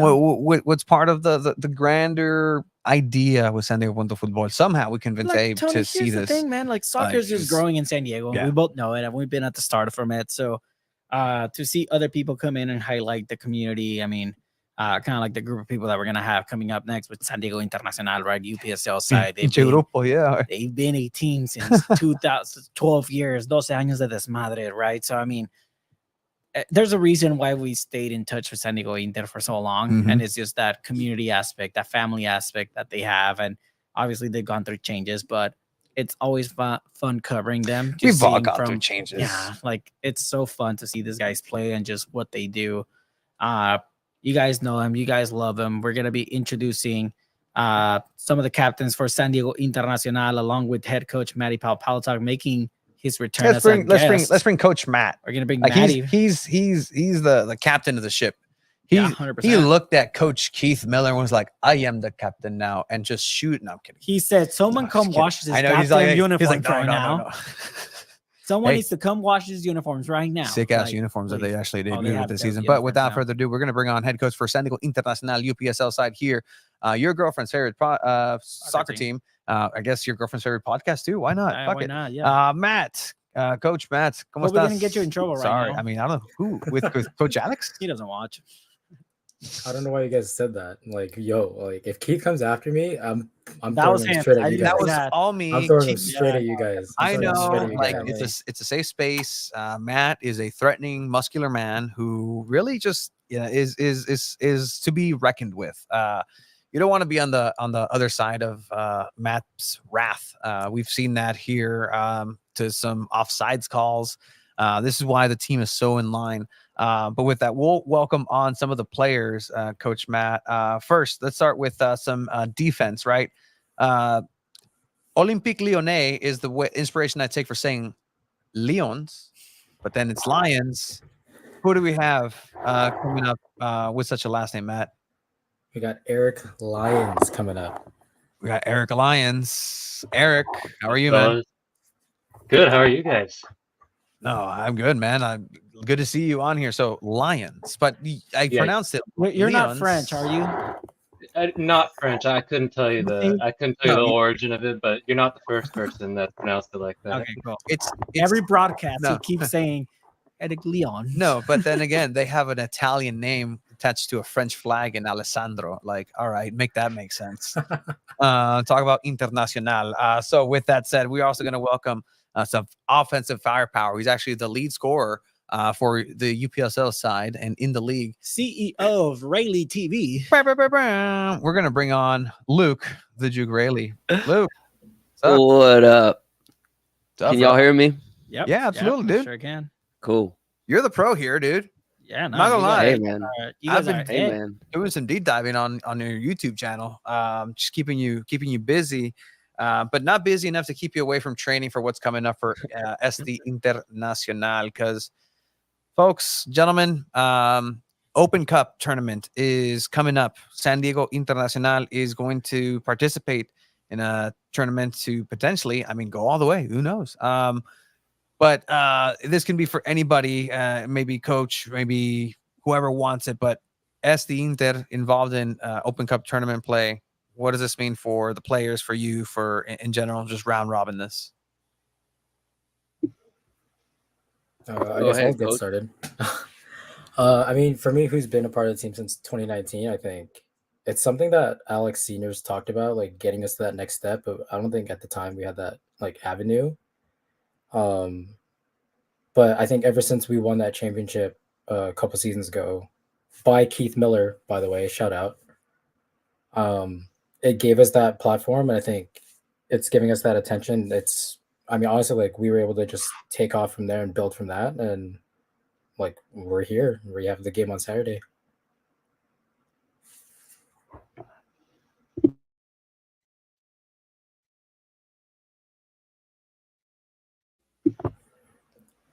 Lions, Luke. I mean, you- for me, like a big thing for me, and I think that's probably speak for Luke and a lot of the other guys on the team that are, some would say, are a little over the hill, but it's a chance to kind of say that we still got it. Especially making it past those first few rounds. Say you get into January or whatever that next big chunk of games is. It's kind of fun and be able to say like, oh yeah, played college or used to, a lot of these guys used to play pro, but being able to get back to like those levels where you say I'm playing against like top, at least in San Diego again. I'm just trying to play on the same field as Messi. I think that's everyone's dream right now. It's just to get to that level where we're playing against the best, No, absolutely. And I mean, you guys have been doing this for a while too. Like Tony, we're also going to be adding on Danny Strokas, another team captain, joining in. Nah, he's So good. we're going to add Danny We're good. over. Danny, how's it going, man? We're good. Yo, what up, guys? That I love the diversity that us Latinos have opened up for truly making this national affair. And I just want to thank you for the opportunity 100%. to give these guys a chance. But in any case, Danny, you've also been part of this project for a long time. You play everywhere. Yeah. We've highlighted that. So for a chance for an Open Cup position for San Diego Internacional, what does that mean to you? And just like being involved with local soccer and represent potentially San Diego in this way. Yeah, the Open Cup thing is awesome for us. For me personally, it just gives me that little extra edge and motivation to like stay in shape and get better and better, because we're about to play a set of teams that are probably a bit higher caliber than we've played in the past in the UPSL. So honestly, the UPSL level has maybe dropped a little bit this season. There's only in our opinion, like 2 or 3 really strong teams. So we're looking forward to like better and better competition, and we've had a lot of fun. Like this summer, we played Capo FC up from San Juan Capistrano. We played some other teams from up north and had a lot of fun playing high level soccer. So yeah, for me, I'm just excited to play as many great soccer teams as I can, and Open Cup gives us a chance to do that. So that's that's what we're looking forward to. Yeah, and with this time frame of a quick turnaround, this Saturday is going to be the first matchup for this tournament here at Mission Bay High School, home, the fortress of Este Internacional. And so, what does it really mean to be representative potentially of and outlasted two professional teams, right? You got, I mean, three if you really want to count Albion, 1904, San Diego Loyal. Like, you saw those teams here in San Diego. You now see the MLS coming in. Like, as somebody who's been involved before any of these teams come in and before any of these high flashy players, like, you guys are the real deal. You guys are getting out there on the UPSL level. Like, this is not easy soccer. Like, this is difficult to get in. So, Coach Matt, like, break down the level of this, right? Like, I've seen some really good players. Former San Diego Loyal, Jordan Chavez was on Eastlake Soccer League's team not too long ago, and then he went back into the professional fronts. But what's that level like? I think from when I first joined the team, like, the level of this team is just skyrocketed. I think, like, when I first joined it, we were just a Sunday League team. Now you got guys who played D2, D1. Ronnie on our teams played in the USL out in Finland. Luke's been recently in the Czech Republic. He played at Dominican.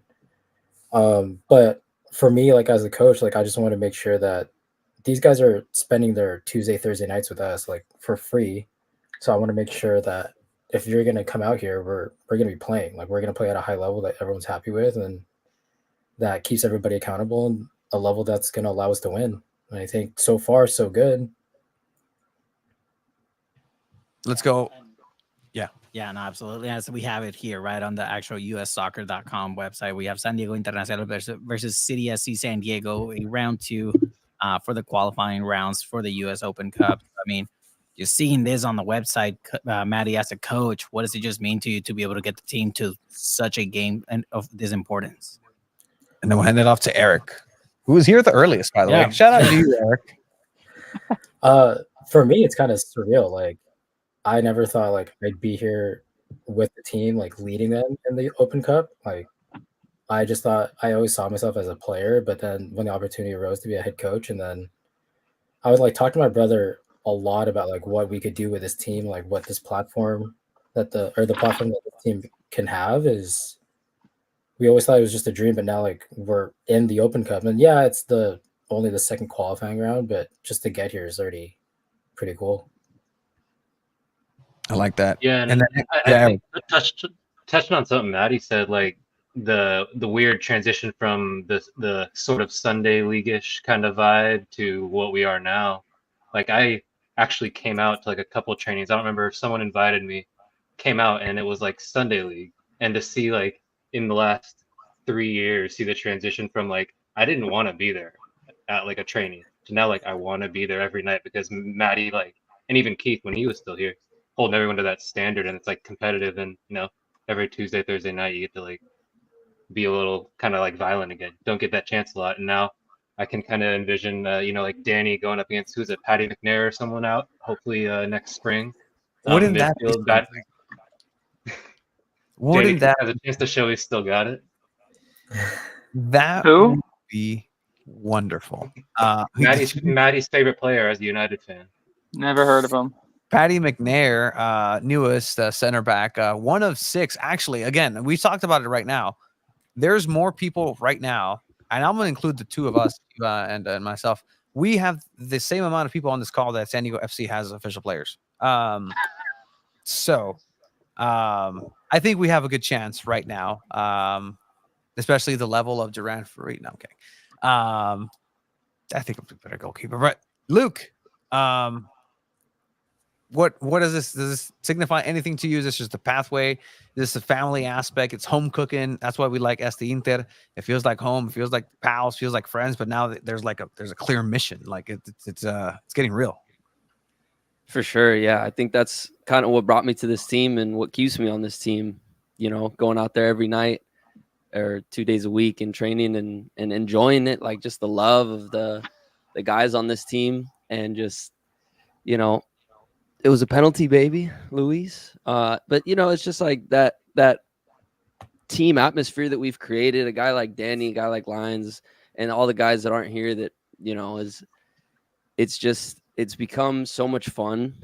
Just having a high level, and not only a high level, but just good relationships with the guys when you show up, and you genuinely have respect and admiration for a guy like. I mean, Brent's one of these guys. I wish he was here. I don't know where he's at, but guy that leaves training at 10:30, then goes home, wakes up at 3 a.m., has got 2 kids, and you just get to battle alongside a guy like that in this community and just like learn from guys and be held to a high standard. And it's not easy, it's like the challenge.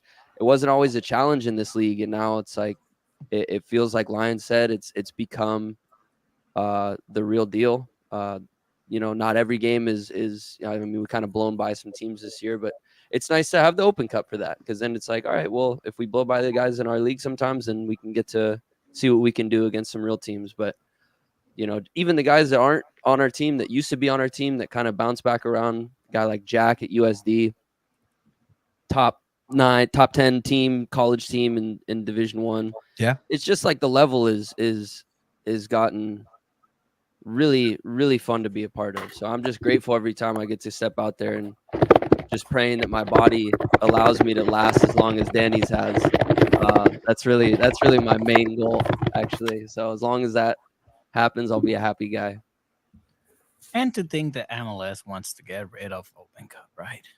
I mean, Wow. I like Edwin's thing. Let's make a team to beat SDFC in Open Cup. I think it's already built, and it's led by one Matt Palatalk, also flanked by Danny. Danny, you've played everywhere on that field. Like, you're just a Dude, Swiss you Army played knife. Striker, center mid. Yeah. When are you playing goalkeeper? That's because the coach, man, he doesn't know what to do. He doesn't know what he's doing. He's got to figure it out and play me in my best spot position. Yeah. Palatalk out? No. Hey, I played Danny in the 8 all season. I played him in his best position all season. Damn. No, yeah, that's definitely something I pride myself on for sure. I love knowing the game well enough to be able to bounce around and fill whatever spot we need on a given game. So I'll play it all, man. But where do you like to play? Like, if you had the chance, like, That's a this center. is your That's a favorite center position. mid through and through. Yeah, exactly. I've been in match ear all season about playing box-to-box midfielder. I mean, I feel like my biggest gift is just my work ethic, and I love to run, and I can run for days. So I think playing the 8 really allows me to run as much as I can on the field. That's awesome, man. I mean, that's good to know for the next game. We'll see. We'll see what happens. I mean, we don't know. We will find out here this Saturday at 6 p.m. That's going to be at Mission Bay High School once again. Make sure that you go early. And this is an open invitation, right? This is San Diego Internacional. This is a San Diego team attached to it. San Diego, a team from San Diego representing an Open Cup play. For you supporters of SDFC, that supporters union, or anybody who wants to get some reps in, go support SD Internacional at Mission Bay High School this Saturday at 6 p.m. Take a drum, do practice your chants, Dago boys, or whoever you want. I'm pretty sure these guys won't mind. Go support your girlfriend's Right? favorite soccer team, guys. Like, honestly, every broadcast that we have a chance to say this is a capacity crowd, and the capacity crowd is there for one reason and one reason only. You gentlemen have alluded to him, and it's the absolute menace in the air for San Diego Internacional. One of the most unique defensive styles that I've ever seen, and a work rate that's incredible. Where Mr. Brent Zuniga is joining on. Hey, Brent. What's going on? So while we have you here, and we're gonna go ahead and get this going, because we have some SDFC. We do have some SDFC news to break, actually. But Brent, your involvement with San Diego Internacional, you kind of came in, and there was a gusto about you, and there was a point where sometimes it wasn't the best on the field, but your voice is always there. You're the first voice that everybody hears when Inter scores, gets scored on, or is involved anywhere. Like, you always have that positive vibe. You wear the captain's armband for a reason. So, Brent, why 3 a.m.? Tell him, Brent. Well, in the semi-pro level that we're at, we still have to earn a living somehow. So, working in the aerospace industry, I work about 12-hour days. So as opposed to getting in late and getting off late, I would rather wake up early, get in, get the deed done, and go home early so I can be at home in the afternoon with my kids and my wife. And I mean, you're a whole ass dude outside of being a really good soccer player, and sometimes your style just comes through in different ways. And anywhere the ball is in the air, Brent is there. Always to give his 100%. I think his teammates know that. Matt, you have somebody like Brent on your squad. What does it make you feel to have somebody who just literally is ready to just lay it on the line like that for not just your team but for the teammates? I mean, he wears the captain's armband for a reason, right? I mean, as the coach and like as a former teammate of Brent's, it just gave me so much confidence knowing like Brent's there. So like if I mess up, like Brent's there to clean up after our mess.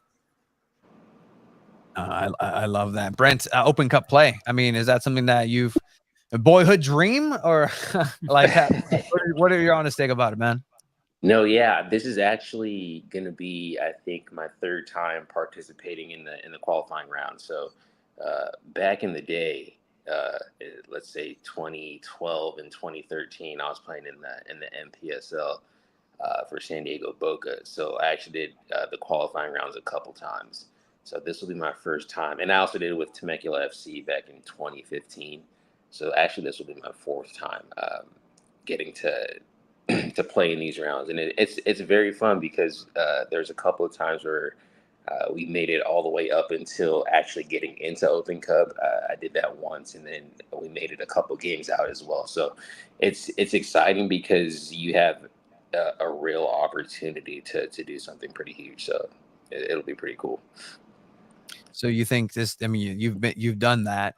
Does this team have what it takes, Brent? Absolutely. From top to bottom, from back to front, we go deep in every position. We're about 22 to 25 deep. We can field two starting lineups at any given moment. So this is a very deep team. I'm pretty sure it gives Matty headaches because he's got to figure out who's going to put on the field every week. So sometimes it boils down to who can make practice a certain week, or sometimes it boils down to, who he might be playing, who he feels is better suited against the opposition. But it's got to be every coach's best nightmare. Has to be. And Eric, Danny, Luke, anything on your leader here, Brent, that people need to know about? I was just going to say, if people want to get a little more Brent, there's a little video on my channel of his heroic performance against Eastlake. And I don't say heroic lightly. I actually made two because Evan had a heroic performance. But like I said, I have so much respect for Brent and the other guys on our team. And it's just a pleasure to be on this team. It keeps me coming back every night, just being able to compete with these guys. And, it's awesome having an opportunity like this in front of us. Hell yeah. Eric, I'd agree with Luke, but I don't know. There's been multiple guys. You get these, like, especially in the summers, you get these college kids come in sometimes, train with us, play the summer season. And I know a couple of times some of them have said they see this guy Brent, they hear he wakes up at 3 a.m., works all day, comes and he dominates, kicks him out of training for a week because he's tackling too hard or something like that. And then at the end of practice, he always brings it together, and they're like, "Damn, man, he's a good guy." It's just. You don't want to disappoint Brent. He's performing at the highest level, has the highest standards for himself and for everyone else. But you just got to come out and like see the game. You got to see Brent live, and I mean not even live. Go look at Luke's channel. Yeah, man. It's worth a watch. I think the cool thing about Brent that I love the most is that the guy's played more soccer than any of us in his lifetime, but he's still like trying to improve his game and trying to get better every week. Like he and I have talked a lot about things that I can improve, things that he can improve, and he like takes that feedback and he gets better. And it's shown. Like the guy's actually gotten better in the later years of his career. So that's my favorite thing. Oh, absolutely. And That's, I mean, that's a squad right there. yeah, that's that's a squad, right and there. we appreciate you all making the time to make an appearance on our episode tonight. Is there anything else you guys would like to say to our viewers, to our listeners?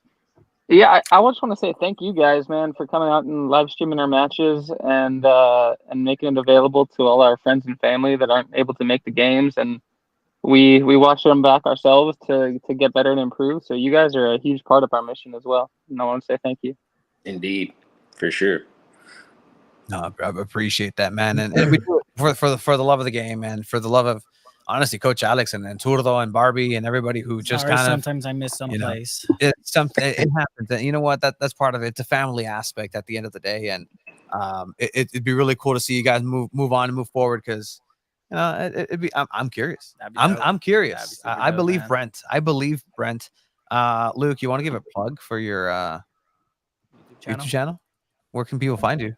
Yeah, you know what? I don't know. It's kind of a little hobby that I do, but yeah, the YouTube channel is Rayleigh TV, and I've done some highlights for us. It's kind of hard to do every week, and sometimes the camera quality is rough or whatever, and people don't stream the games. But you know what? I will say though, thank you for having us. This is really cool. I really like what you guys are doing. It's inspiring seeing like and being a part of, just watching this and like, oh my God, I'm about to go up on the show. My heart started racing. I was like, dude, I'm about to be on this. This is like a production here, but.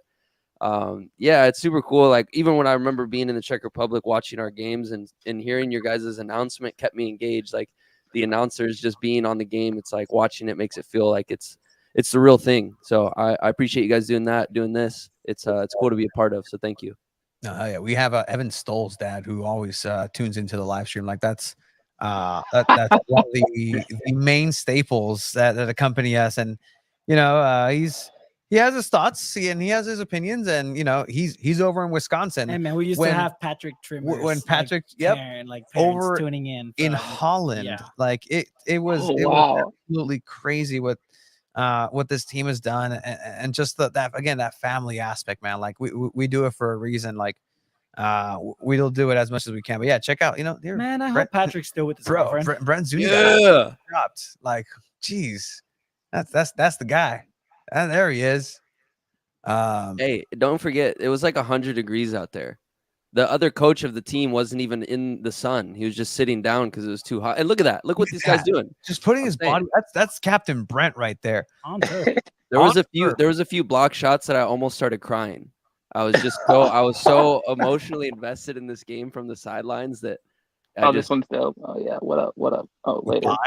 Good vision moving forward. All right. Hey, and to piggyback off what Danny said, like I've played with Brent for maybe 3 seasons now, and the amount of growth and the amount that he's gotten better on the ball, like with the things that he, maybe wasn't known for in the past, but now as our team's gotten better, he's gotten better, and it's like I just think that's the coolest thing. Like I said, it gives me a guy that I see these older guys like Danny and Brent. It's like if I'm moving like they are at their age, it gives me hope. It's like sometimes I feel old and I'm like, no, man, look at these guys. These guys are out here 100 degrees, giving everything they got. 120 minutes, not only 90. We went to overtime and he was still throwing his body on the line. So, yeah, it's a beautiful game. I've seen some hard hits. Well, I mean, dished out by Brent, but also on the receiving end. And it's that moment of. I think that was the one. I think that was the one that I started tearing up. Or that one. I don't know. I can't remember. He just like puts it back together. Like he Terminators back into form and just says, fuck it, continue the match. Like that's what he does. And that's the mark of a true leader. And all this to work a 12-hour shift the next day. Fucking game, bro. Man. This game of soccer is the wildest thing, dude. Like it's incredible. But this Saturday you can find Brent Zuniga and company. At this point, like you just tune in, price of admission, just Brent. Bring the signs, just bring the parade, and then you can also I love this. I love it. Yeah. Hey, I had to give people context because people are gonna be like, why is Luke making a video on Brent without the context? People have to understand, like, there's a story here. At least that's what I felt. But you know what? To each their own. I do like the macho man hand Oh motion. yeah, and like truth be told, I've seriously watched that video like a good like 15 to 20 times just to hear the introduction in the beginning. No, yeah, and just I think it's a big testament to our squad, because if you look at all the captains here, especially me, I never feel complacent. There's always Maddie's always bringing in new talent, and therefore we always have to do our part to make sure we're on top of our P's and Q's. So, however, we have to adapt our game to move forward and get better is what we have to do, because as the captains of the squad, you know, we might be captains now, but that means that we have to set the standard and continue to take our game to the next level if we want to continue to compete with these young stallions that the man's bringing out. So it's your fault, Matt, for having such a good squad. It is. It really is. It comes down to it. Yep. And then you beat 6-0 to like 10 of the players you cut. Like, nice going, Matt.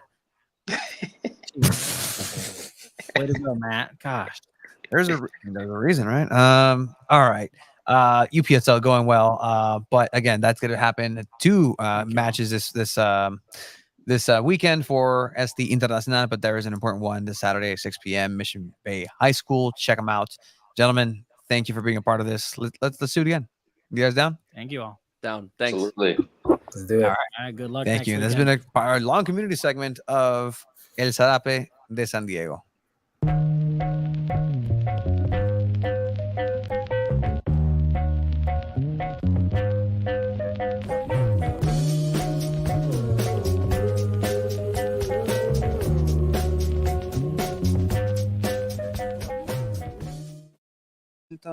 It is time to now move on to, as Abe named it, SDFC stuff on the dock. If you guys don't know, Abe puts in all of the work. He's like, why'd you call me out on that, bro? On our docs for our lineup, SDFC stuff. I'm calling you out, Abe. I don't care. All right. So 9:49 p.m. I'm tired. I'm cranky. I'm just kidding. Have you seen that? Have you seen that video? No. Of the kid that's like, I just got out of kindergarten. I'm tired. I'm cranky. Oh, yes. I have laid eyes upon because you're a that. Costco guy. Bro, I bring the boom every day. I hate you. With that, Let's bring Abe back. Let's bring her, because we do have. I always play it, and when it's not time, let's bring Abe back. And after the SDFC intro.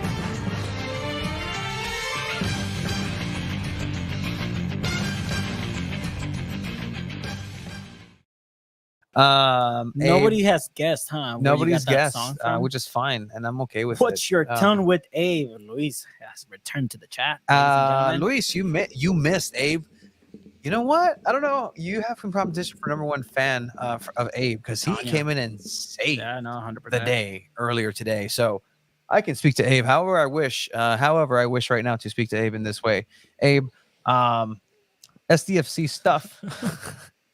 SDFC stuff.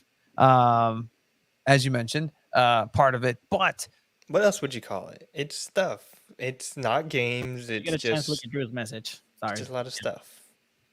It's a lot of stuff that we have to cover with San Diego FC, and I mean, it's good that we finally have stuff to cover, right?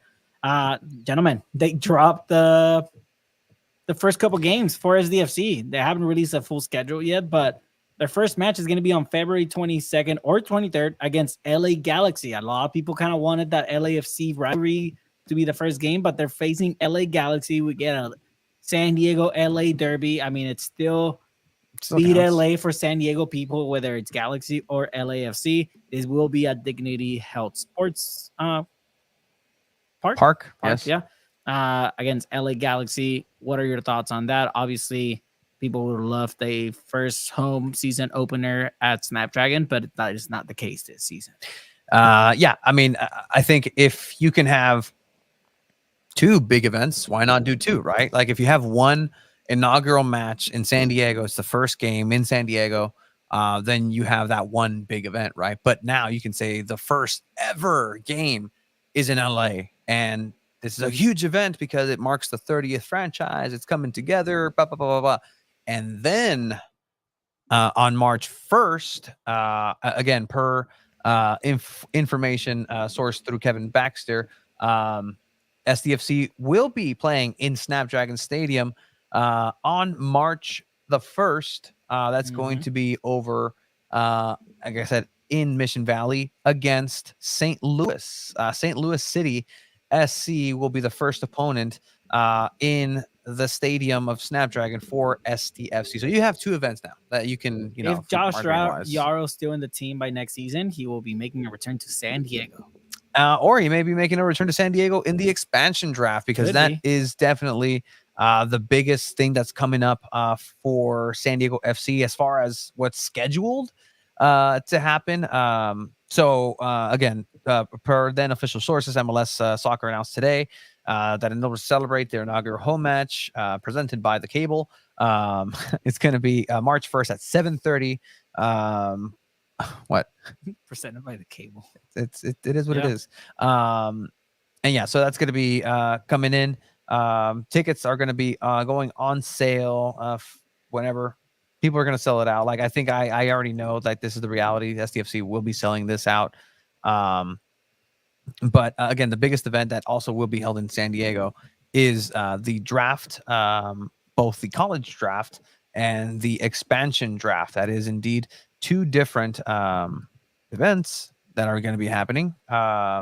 Abe, what are your thoughts on the announcement that came down? I think it's exciting. Galaxy as a first team is going to be definitely a tough challenge at this point. The Galaxy are second place. They had their decision day last weekend. They almost came away with the Supporters Shield. LAFC just barely edged them out. But it's crazy. I mean, LAFC 1, LA Galaxy 2. You're going to have not, I don't mean LA Galaxy 2 as in like USL, LA Galaxy. That's a whole nother thing. But LA Galaxy second place. And you're going to have to face them your first game of the season. It's going to be hard. Already thinking about gameplay. What's Chucky Lozano going to do? Is he going to score in his first match? Some historic things have happened for designated players at Dignity Health Source Park. Yeah. You know, I mean, think of Zlatan Ibrahimovic, his debut. There's a statue of a noted San Diego coach outside of that stadium, too. You mean redacted? It's still there. I mean, I like it. Dignity Health Sports Park is cool. It's a nice little stadium. It's perfect for soccer. They have a cool little open grass area kind of by the scoreboard. I think it's a cool stadium. It's going to be a great opportunity for just San Diego FC fans to see MLS soccer and then see their team play for the first time. Yeah, and that's the part that's exciting in terms of the overall project, right? Like, finally, San Diego has an MLS team. We've been hearing about this. I mean, it wasn't that long ago. We are actually talking to somebody who was saying that MLS is going to be coming to San Diego, and pseudo breaking the news of just what would incur. And that just seems about 105 pounds ago, at least for me. Yeah. That's how I measure time now. In any case, there is that expansion draft that we were talking about, but there is the super draft and the expansion draft. The super draft and the expansion draft. But again, who will be selected there? It's going to be interesting with the college players. San Diego FC can definitely do different things. They can also trade the pick for something different, right? So they can just definitely try to draft what could be the top prospect from college. It's a lot of things that go behind it. I don't think the super draft is kind of like the way to success anymore in the MLS. It's a great opportunity for college players, but I think a lot of teams just kind of opt out of that and just go free agency wise and going for players from abroad, from Europe, anything like that. So I think the expansion draft is something that fans should be more in the lookout for, because that's where you are going to be getting players with MLS experience already, and that's what's going to be most of the base for your team. So keep an eye out on that as well. And I know, Tony, I think you also had audio, right, or video from from head coach Mikey Varas. So Kickerball Pod will be over there. Shout out to Kickerball Pod, does great coverage of college soccer around town, and highlighting a lot of the great soccer that San Diego is having at a national level, just international, nationally recognized stuff happening. St. Louis game should be very interesting. Good, very good last season, I believe, with goalkeeper Burki. That is correct. They also had a good run in their inaugural season into the playoffs. Didn't yield silverware, but just a very interesting trajectory there. And also to note, I've also noted that there's a lot more traction, especially with our tweets and our engagement with the MLS now, from St. Louis than San Diego. And that's just factual data as far as like, oh, okay, like there's more likes, retweets, engagement from St. Louis City SC fans right They're now. both saints, both cities with saints. It's San Diego, Santo Diego, and then Saint. Santo Diego. Santo arre. Diego. Santo Diego. Arre. Yes. But yeah, so again, just to give a couple of dates to keep in mind here, right? So the preparation for the expansion draft of 2025, or for the 2025 season, that's going to be happening December 11th. So December 11th is the expansion draft. That's going to be where Mikey Varas, who we're going to hear from here in a bit, will start putting his team together. And I believe they have 5 players that they can pick up through this. And so with that, December 20th is a super draft that we were alluding to add to Marcus Invarsen and Chucky Lozano. Like I get it, Chucky, it's fine, but like they put Invarsen, they put McNair, they put Sverskov on the same poster to announce like, here's the inaugural game, when like I guarantee you 90% of people have no idea who anybody but Chucky is, other than Chucky is. I mean, with people in the know who Patty McNair is a little bit more, but yeah, no, you're. They don't have their other player on there. It's very interesting. In any case, let's hear from head coach Mikey Varas on for San Diego FC on the announcement that these two are going to be the inaugural games for his squad that he's going to be rolling out here pretty soon. So unique, right? Because it's not only the season opener against Galaxy, but it's a historic first match for a club. So it's a club opening match, and then you play against LA Galaxy, which is obviously one of the historically big clubs in the league. On top of that, the proximity, it's 114 miles to Dignity Health. So it's definitely going to be a neighborhood rivalry as well. And ultimately, it's the first step in a journey that's going to be the beginning of this club. And then March 1st is against St. Louis, and another historic. It's going to be the first home game played for the club at Snapdragon, and I can imagine the energy is going to be amazing. On top of that, we play against a team that's just done expansion, and they had a really good expansion process with really high energy, high pressing, club-wide style of play. So I can imagine that's going to be an exciting game as well. Two really big games against two big opponents, like you mentioned. What can fans expect out of those two? Fans can expect entertaining football. They can expect a team that goes out there with a fighting spirit, understanding the responsibility we have of taking the first steps for the club in terms of its history. Like, all of us will know how important that moment is, and we'll take it really seriously. And at the same time, it's going to be a learning experience too, because it's going to be our first games as a club in the league, and a lot of time it's going to be all of our players playing together for the first time. So there's going to be definitely a learning experience, but at the same time, there's going to be a fighting spirit, and there's going to be a lot of excitement for the players and the staff to make sure we start this history the right way. For you personally, it's kind of looking, those two matches on the calendar for your first two big tests in MLS as, your role here as a head coach for San Diego FC. What are you looking forward to the most? Looking forward to the whistle blowing and the ball starting to roll, because then it means that we're on our way. There will be a lot of work done in the preseason to get there, but there's no better night than game night. There's nothing better than packed stadiums with impassioned fans and two teams who are both doing their best to win the game. And that will be definitely a moment where I'll have goosebumps, and because it will mark the beginning of hopefully a long and successful journey. How excited are you to, walk out on the field at Snapdragon Stadium March 1st and seeing, a full stadium, sold out crowd, first time our club, goes on that field. Yeah, it will be the most impactful football moment of my life.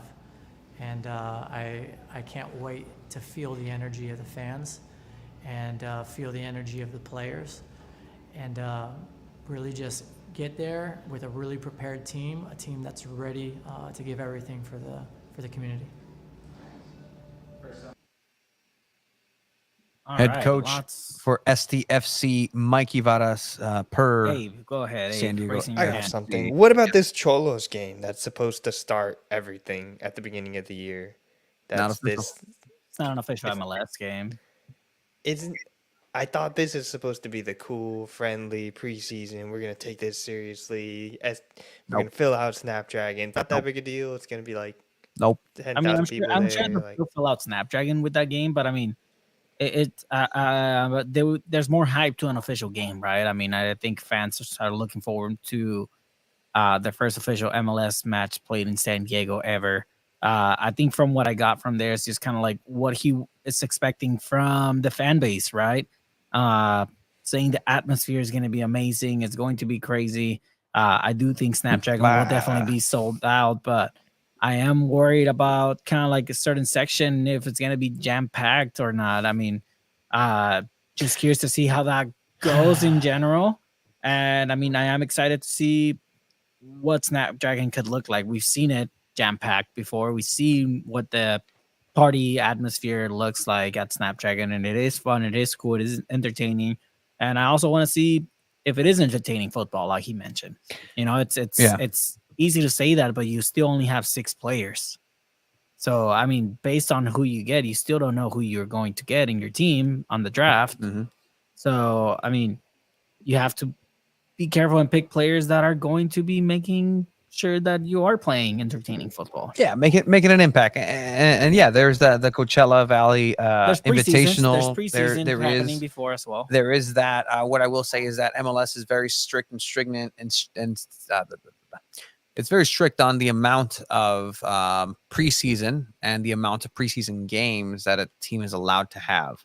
And so across the board, every team has to have the same window of preseason, obviously. So the moment where San Diego FC will officially start operating and the moment where SDFC will officially just kind of, become official. I don't know. Like, there's so many just things that haven't happened. It's still a club in theory. Like, we still can't call it inaugural. I hate when people say inaugural. It's not inaugural until 1 year passes and you do it again. Like, this is just the first ever version of it. Everything can fall apart. You never know what could happen. Yeah, exactly. Yeah. And I know a lot of people are excited in it. I like to, for me, again, I do a lot of this for me, like very, very transparent. But in the knowing and fact finding of me, I want to know like what people actually think. And we're going to start going out and talking to different people in San Diego and just kind of getting their takes on SDFC. Because it's happening now. Like, it doesn't feel like a conversation that conversations are different than they probably were a year ago. Because a year ago, and SDFC actually pointed out the other day, was the celebration of the brand reveal. Like, that was the big thing. That was a big brand reveal. They utilized that footage for the marketing aspect of it, and it was great. Like, the visuals were all right.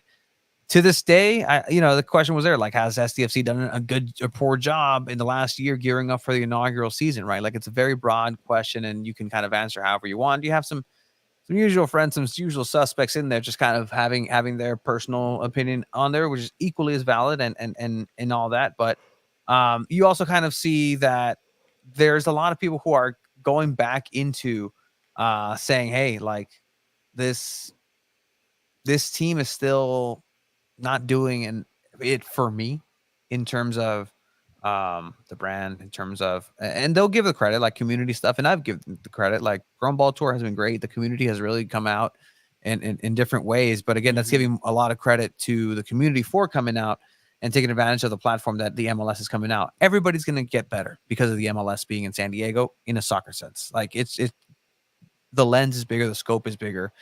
But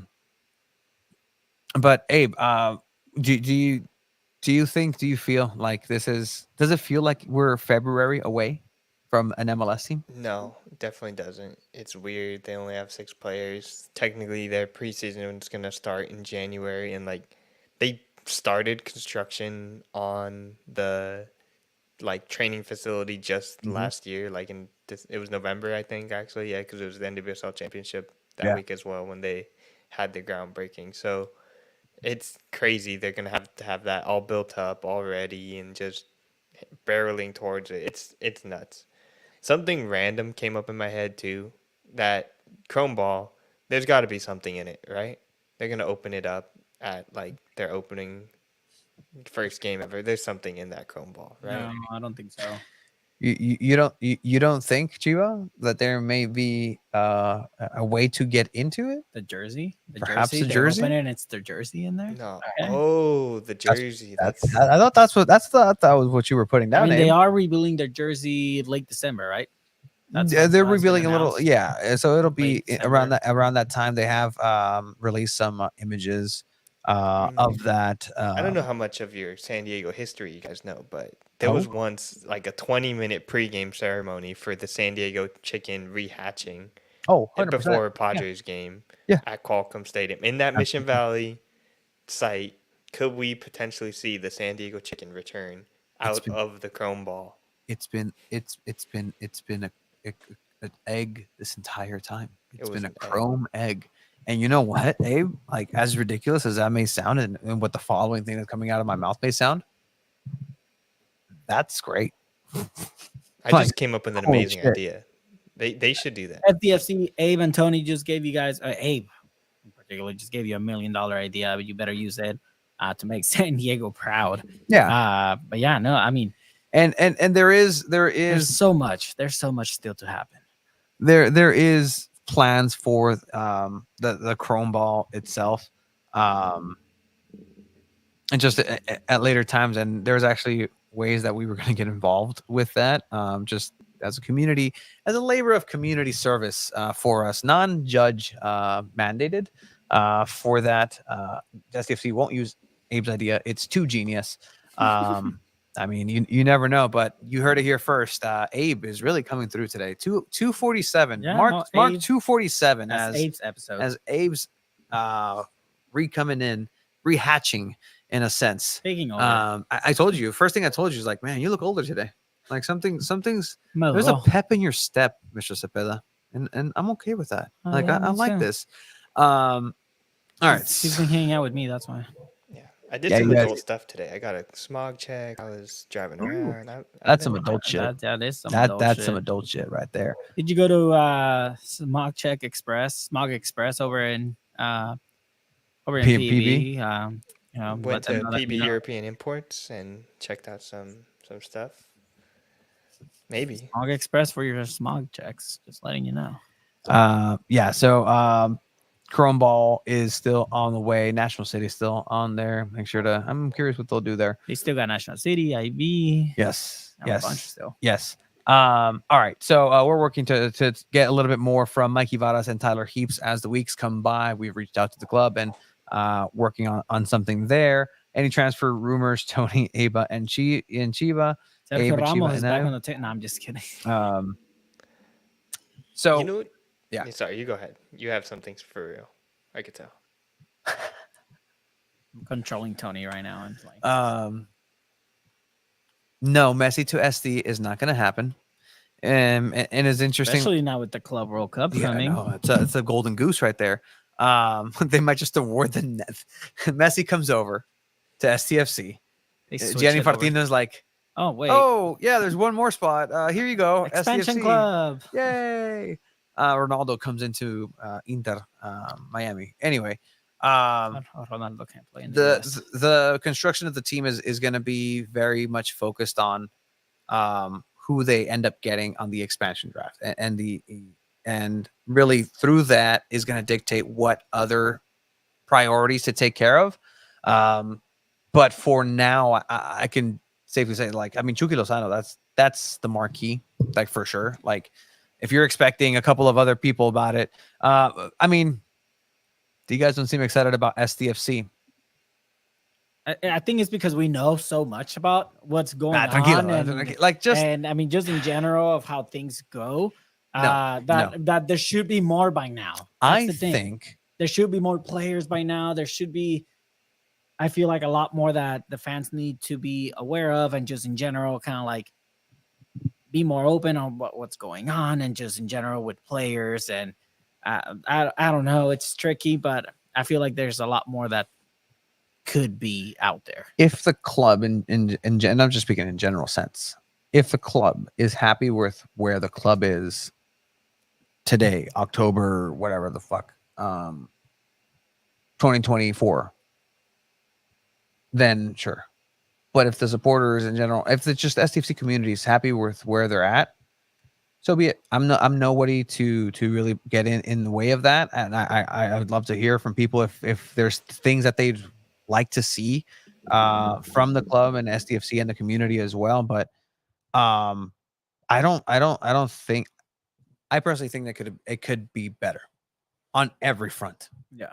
With the amount of stuff soccer wise that happens in San Diego FC, the community, the love, the support should already be in a better place, to where it's not even a question what's going to happen on that first home game on March 1st. Like, it's not even a question where, yeah, it's going to be full of supporters, but full of supporters, full of a section, a north end that's jam packed with chants, singing, and like, again, an aspect here that we can definitely kind of get into now, as well as the supporters that you're mentioning, Chiva, is that right now there is no official supporters union. There's no official supporters anything that is recognized by the club, as you're mentioning, Abe. Like, Miami is also kind of in a weird, funky place with that, and there's precedent, but I don't think these are conversations that should be happening like weeks. I'm not even gonna say months. Like, it's weeks before this needs to start hitting the ground running. That's not my conversation to have. There's supporters union for that. There's positions for that. I do believe that the season ticket pricing for supporters should be coming out soon. Like, that's just a reality. If not soon, then when? Like, That's not already out yet. I thought that, like, they're selling plenty of season tickets around, like, the whole stadium. I would have thought that the supporters was already done. You would have thought. You're absolutely right, Abe. What do you mean? What do you mean when the clubs when you say the club doesn't recognize them? So officially ratified in terms of that's a great question, Esteban. So currently the San Diego Independent Supporters Union is, I mean, should in theory be that an independent entity that works alongside San Diego FC and create a mutual partnership, right? Like, hey, you guys are awesome. You guys are the diehard supporters. We're going to go ahead and have a certain amount of seats reserved for you, potentially at a different pricing, a little bit more accessible pricing, because again, these are the rabid diehards. Every day you need these people, the lifeblood, jumping up and down, making the chants, really fighting in hopefully peaceful ways against the other supporter groups that are going to be coming in. I'm thinking of, again, LA Galaxy, LAFC, the 3252. Like, these are realities. You saw it at Snapdragon with America's supporters locally, and again, we brought them to the Sirens. Like, yeah, no, they were good. They were great out there. And so, is that going to be a situation that SDFC will find themselves in? Are they comfortable with that at this point? It's still a ticket sold, but in order to go ahead and be seen as a supporters union, the club has to say, yes, you're the one. Like, you are the supporters union that we officially recognize. Right now, there's a lot of like yes, like very cordial talk, but officially speaking, like literally black and white. A vote has to be taken. Approval needs to happen. I believe ownership has to approve this this motion. Like again, it's very, very board member. It's very transactional. Like it's literally like a business meeting where this has to happen. While they can be friendly, they can say and support on social media and say, hey, Dago boys, hey, this person, hey, the supporters union. They can go ahead and do that. But as of right now, there is not an official recognized entity at all. However, the independent supporters union actually has been having on the agenda, on the calendar, several days in which a meeting is supposed to happen with ownership to be recognized. That has been moved, pushed, and just kind of moved along calendar wise to this day. And again, let me check my handy dandy telephonic device. That meeting has not been had or has not been rescheduled officially. I would love to go ahead and get that, but this is one part of a bigger piece of this machine that's already running. It's too late. It's already going to go. It's going to happen with or without you. If that means that you're going to have a supporter section that's smaller than you thought, you're still going to sell those seats. Like that's what happens, right? If you have a capacity for 3,000 fans, but you only have 1,500 fans, well, the smart thing to do was say, hey, well, you only have this many people in your union. It doesn't make sense to just have those empty seats. We're going to open them up. Still going to be cheap for people. Go ahead and join. Unfortunately, I'm to a point where I don't care. We'll see The what headaches that some people are going through and just hoops is very interesting. There's a disconnect in general. Again, going off of social media and just some of the interactions that I have with some of my soccer friends that are not MLS fans, but are looking forward to having a team. They're having Chucky Lozano. They just see Chucky Lozano. Oh, see about like 100%. Like I want to see that. I want to be there. But there's going to be there's going to be a sold out stadium March 1st in Mission Valley. Period. Yeah, The following that's gonna happen. will be sold out as well. Period. Sustainability. Is this long term? We'll see what wave on the other side kind of goes through next year with a terrible season. And what that's going to mean in the stands. There's a lot of season ticket support, but being withdrawn for various reasons for San Diego Wave. But I mean, it's a crucial point in time for SDFC to really kind of get it going. And here's the thing, because the machine is going, it's going to be here incredibly soon, and it's already going to be like a pop-up house where it's like, oh, boom, it's already built. Like, oh, we're going to have players here. Boom, it's already built. Preseason going. Mikey Vadas is going to go ahead and say, okay, this guy. They have this fighting spirit that I keep promising everybody about, and they're going to move forward and represent San Diego in the best way they can. 4 months, man. That's incredibly quick. 4 months. I don't know. But I hope that answered the question in a way, like with as much yet little detail as I can give. And again, this is we were privy to this information, and I really hope that it gets fixed up. Flow is trash. Like the origins are, some people are happy, some people are not too happy. And that's just what it's always going to be. That is what you get with a soccer team. Do you think Tyler Heap's going to be right guy for sporting director? We'll see. Again, it's a very ambitious plan to have such a young maverick, just a data driven, especially in the world of soccer. But if it definitely works, knows his shit. He knows his shit. He 100% does. So it is going to be interesting to see what Tyler Heaps does for sure. But yeah, gentlemen, that's a lot of SDFC. There was a lot of us, and right before we go, actually, no, I got it. Because we do have just the bow tie. This one of the 6 players is actually a goalkeeper, former San Diego Loyal, former Orange County SC, current FC Norseland player, Duran Free, who does have his own segment on the show called Duran Watch. Lucas, great save from Shuttler, the first test of the evening. Looking in Tanner's direction, heads him down. Free is there.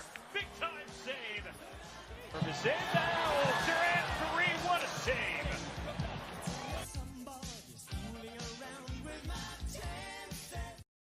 Thing.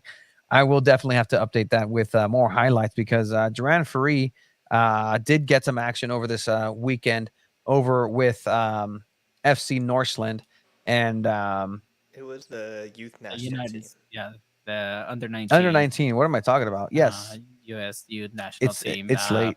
Beating Sweden and Japan over in Spain. Got the start in both games, right? I believe. Yes, he did. So I mean, you have an MLS goalkeeper in the under 19. How could you not get the starts, right?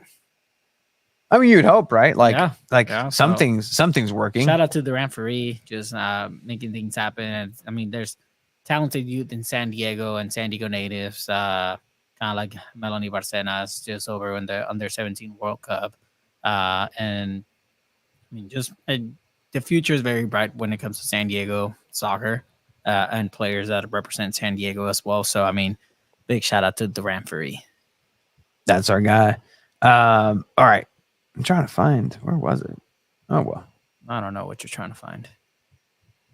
We told you all at the beginning, it's a jam-packed show. And again, it really was. We do want to wrap this up with letting you all know again, for those of you who are just joining in, we do have our first wave of pre-orders for T-shirts now available on our website. You can definitely check it out at sandiego.futbol/cantina. Definitely check it out. Those contributions definitely help us out to keep the show running. You can check out the T-shirt there, available of sizes extra small to triple XL. Definitely check it out at sandiego.futbol/cantina. Absolutely, it's gonna help us out tremendously. People have been asking, and I really hope that people get out there. It's the first piece of merch that we have since those hats. Yeah, those hats are rare. I saw one the other day. Yeah, I was like, whoa, that's a relic. Yep. This has been a fun episode. Abe, looking for your handy dandy notebook. My sticker that counts as merch, right? It sure does. It sure does. Abe, you can find him at Abe_Cepeda. You also get 10 extra entries to our SDFC home jersey giveaway. He debuted with Craig Elston, Annie Nelson the other day. Sure did. Check it out. Abe. Absolutely killing it. As far as PBS, that was pretty cool too. We were in the PBS midday. We're everywhere. Yeah, San Diego Football is getting it done, man. And San Diego's #1. We do this for the love of the game, for the love of the city, for the love of the sport, for the love of anything.